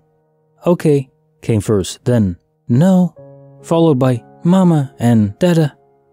It was nothing short of a miracle for us. She hadn't been speaking very long at all, weeks at most, when I was giving her a bath one night. The bubbly water was filled with various toys, colorful pipes and jellyfish, foam letters and ducks. For as long as I live, I'll never forget how my daughter glanced at 2 foam letters stuck to the bathtub wall. She pointed at each in turn and said aloud very clearly, B for Barbara, D for Deborah. I froze. The hairs on the back of my neck rose. Those weren't names I'd ever mentioned. There were no great-aunt Barbaras or Deborahs in the family. And all this was coming from a girl who'd only just mastered simple words like more and please. Fast forward a few more months and my now chatterbox girl started giving me snippets about this woman. Barbara, who had evidently once meant a great deal to her. Barbara went to London after she got married. She lives in a big house. Barbara and I wrote each other letters. Barbara loves the ocean. Her favorite color is blue. Barbara loves swimming and is a good swimmer. Deborah taught her how to swim. And then there'd often be tears because she just misses Barbara so damn much. I also learned that Deborah was the oldest, then Jane, I think, then my daughter, then Barbara, and her other mother was named Maisie. Finally, one January day when she was 4.5 years old, my daughter came to me, absolutely distraught, crying because she was losing her memories of Barbara. I promised her I'd treasure them for her, that I'd remind her of them one day when she was older. It was a heartbreaking scene, the 2 of us holding each other, my daughter mourning a woman she'd once loved in another time, another place. She told me she was keeping one a memory, a very special one, and that she was going to bury it deep down in her heart forever. The strangest thing is that only a day or two after I'd conceived my daughter, an older woman I'd never met named Barbara had sent me a Facebook friend request. I wish I hadn't declined her request so quickly. It might well have been nothing, but now I'm just not so sure. If anyone knows a Barbara that meets this description, please do feel free to let me know. Case notes for the bonus file. B is for Barbara. So is this memories from a past life? Maybe some sort of sign of reincarnation as a real manifestation in reality? And how would this mesh or blend with quantum immortality, I wonder? So if there's reincarnation, it's conceivable that at the very end of everything, where there are no other copies in any other universes that have survived, you're the last one and then you die. What happens then? Do you awake in the simulation? Is there now heaven? You go to see God? Or is there a total reset? Your sentience, your soul, is then reset, your memories wiped, mostly, and then you reincarnate as another human being, presumably just humans, maybe as animals too, hopefully just humans though, or other advanced species. I wouldn't really want to be an ant or something.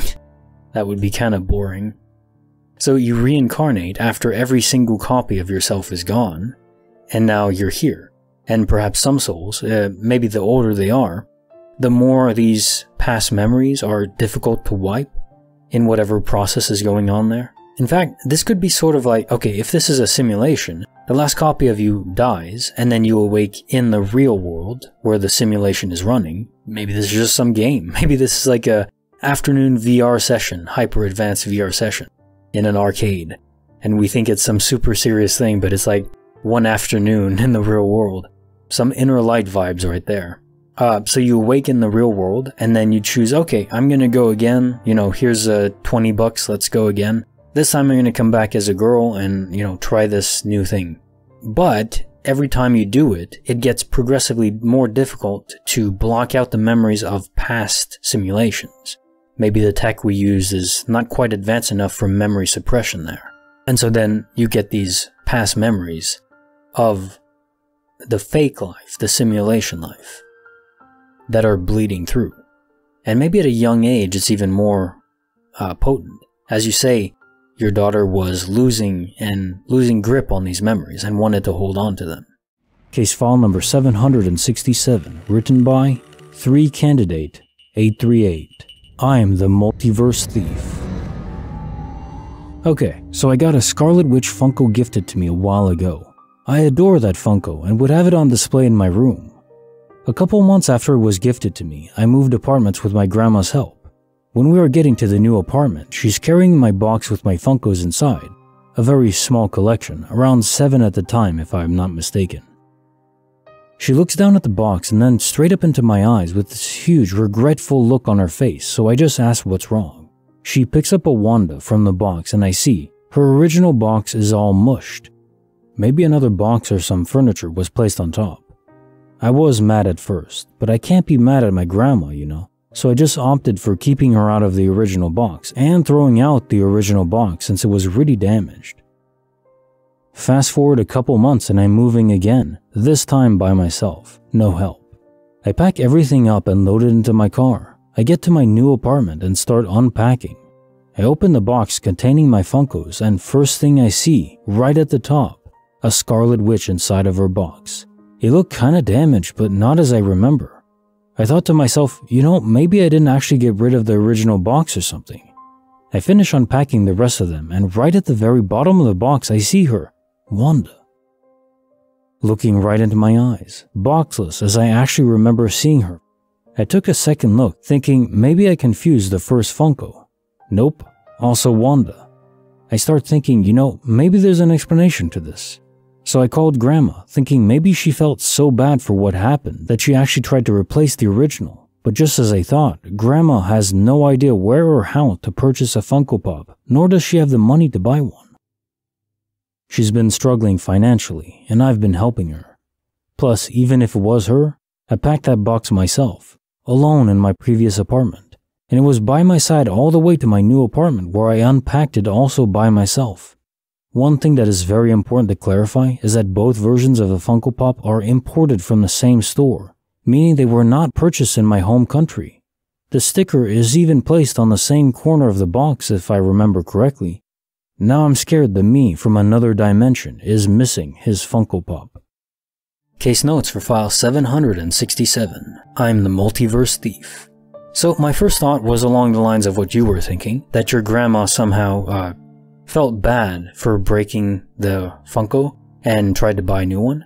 But as you say, she said she didn't.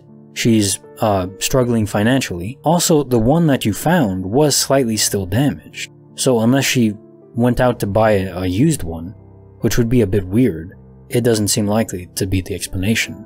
It could be some entity that saw it. Maybe some entity was observing this interaction and witnessed what happened and then said, oh, just felt bad for you. It's one thing to think about, that maybe most people who die do remain at least as fragments and echoes behind, spirits. They just choose not to make themselves known, or they're not able to, until specific moments or triggers happen, like computer code, if, when, etc. So something has to happen first, like seeing someone suffer. Even if it's not great suffering, it's still suffering. So they saw that, and then brought in another Funko from some other place. Like you say, maybe from a different dimension or alternate universe. Maybe that it's easier for spirits to move between them. That could actually explain some disappearing object phenomena. Maybe these entities are moving property around like Robin Hood style and giving to the needy. It's a new form of welfare, I guess. Bonus file, written by Astral Dejections. The House of Pure Evil. All of this occurred in Oklahoma. When I was 12, my mom got with a guy. He was a despicable human being. I say it was because he's dead and I'm glad as hell. But anyways, we quickly moved in with him, like within a month. He had just broken up with his ex and had 2 kids who he barely saw anymore. They came over every other weekend, I think, but that is relevant. My stepdad's mom told me about that house. She said she had experienced weird things there and that my stepdad's ex had too. That his ex would tell her she came home and all of the kitchen cabinets would be wide open. Stepdad's mom said she would babysit, and early in the morning she would hear children's footsteps, so she'd go to check on the kids, but they would be sleeping. One of his kids said that in his old room, which became mine, he would hear scratching in the walls. Could have been rodents, but I don't think so. So like I said, I got to my stepbrother's old room. The first night I stayed there, I woke up and was diagonal across the bed. I remember this so vividly, and I always have. My head was tilted up. I opened my eyes and there was a little boy in the corner, on the ceiling. Not hanging upside down or anything, just sitting as if there was a surface to be sat on, pressed into the corner of the ceiling. He looked normal. He was wearing modern clothes, a tan shirt and green shorts. He looked about 8. I absorbed all this information in a second because when I gasped and blinked, he was gone. But it felt like a million years. My door was open and led into the hallway. It was a big hallway, wide, bigger than my entire room. There was a lamp in the hall. I saw a man's shadow step across the hall. Did not see the man, and it wasn't a shadow person, it was just a shadow. There was no one in the hall. I don't even remember if I was able to go back to sleep or if I stayed awake, but I was absolutely terrified. I hated that room. The whole house always felt weird, kind of sticky. Not the surfaces, the air. Not like humidity though. Sticky isn't the right word, I guess. Kind of grimy. Anyways, after I begged to sleep on the couch, I got to sleep for a while. After that, I started staying at relatives' houses, even my grandpa's house, which at the time also had minor spooky crap happening, yet still was preferable. I stayed with my grandma and grandpa all the time. I also went to a school that was residential during the weekdays for kids who lived far away, because it was a school for visually impaired kids and took students from all over the state. Sometimes, they'd let day students stay the night if the dorm wasn't full and if you were a good kid. I'd been doing that since I was very little, but I started doing it as much as the school would allow. It couldn't be residential because I lived in town though. Basically, I avoided being in that house, and when I was in it, I'd try my best to sleep on the couch. I wouldn't even go in my room during the day if I could help it. When I did have to sleep in there, I was so scared. Sometimes I'd hear voices, but just at the edge of my hearing. They always sounded like kids. I don't remember most of what I heard, but I remember hearing, "Stop," and my name occasionally too. They never sounded frantic, mostly monotone. One time I was laying down, taking a break from doing my homework and laying with my eyes closed. I remember feeling a weight near my head, and I opened my eyes to see a black skirt, like a little girl, was sitting next to my head.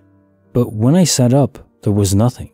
I was always scared. I never felt warmth or playfulness, like some people say they do with kid ghosts or whatever. Only fear. But then I was also a kid. That room always had a dark shadow casting from it. Partly it was the structure of the house, but was too freaking dark. When my step-siblings were over, sometimes my step-brother, who was young, around 6 or 7 at the time, would mess with me. One day, I was sitting in my room. I think I was reading.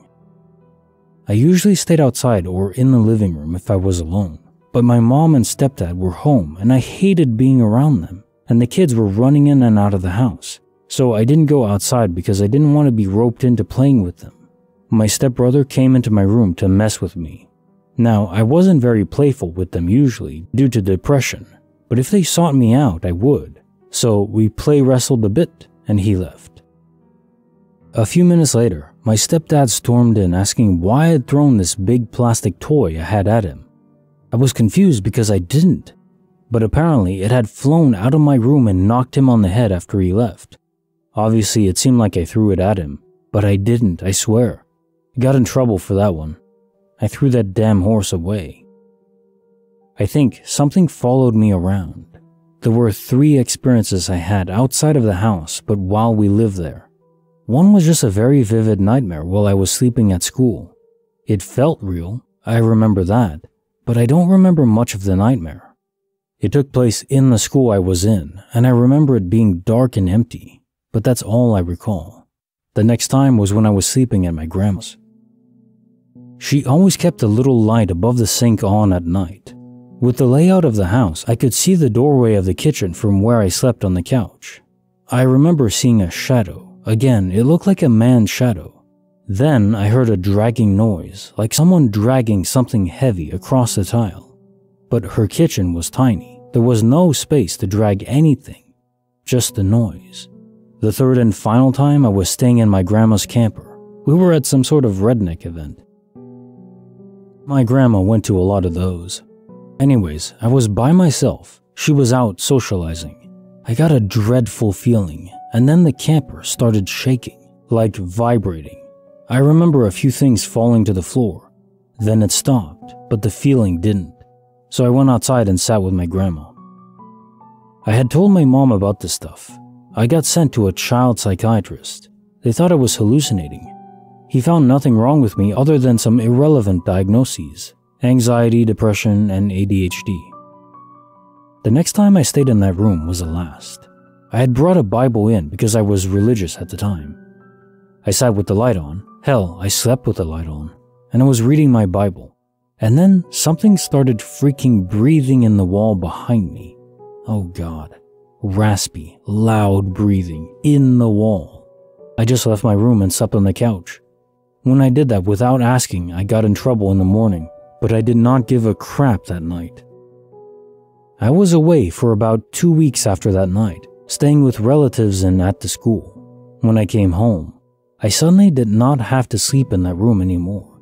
No one told me why. I got moved to a storage room, and damn, I was happy about that.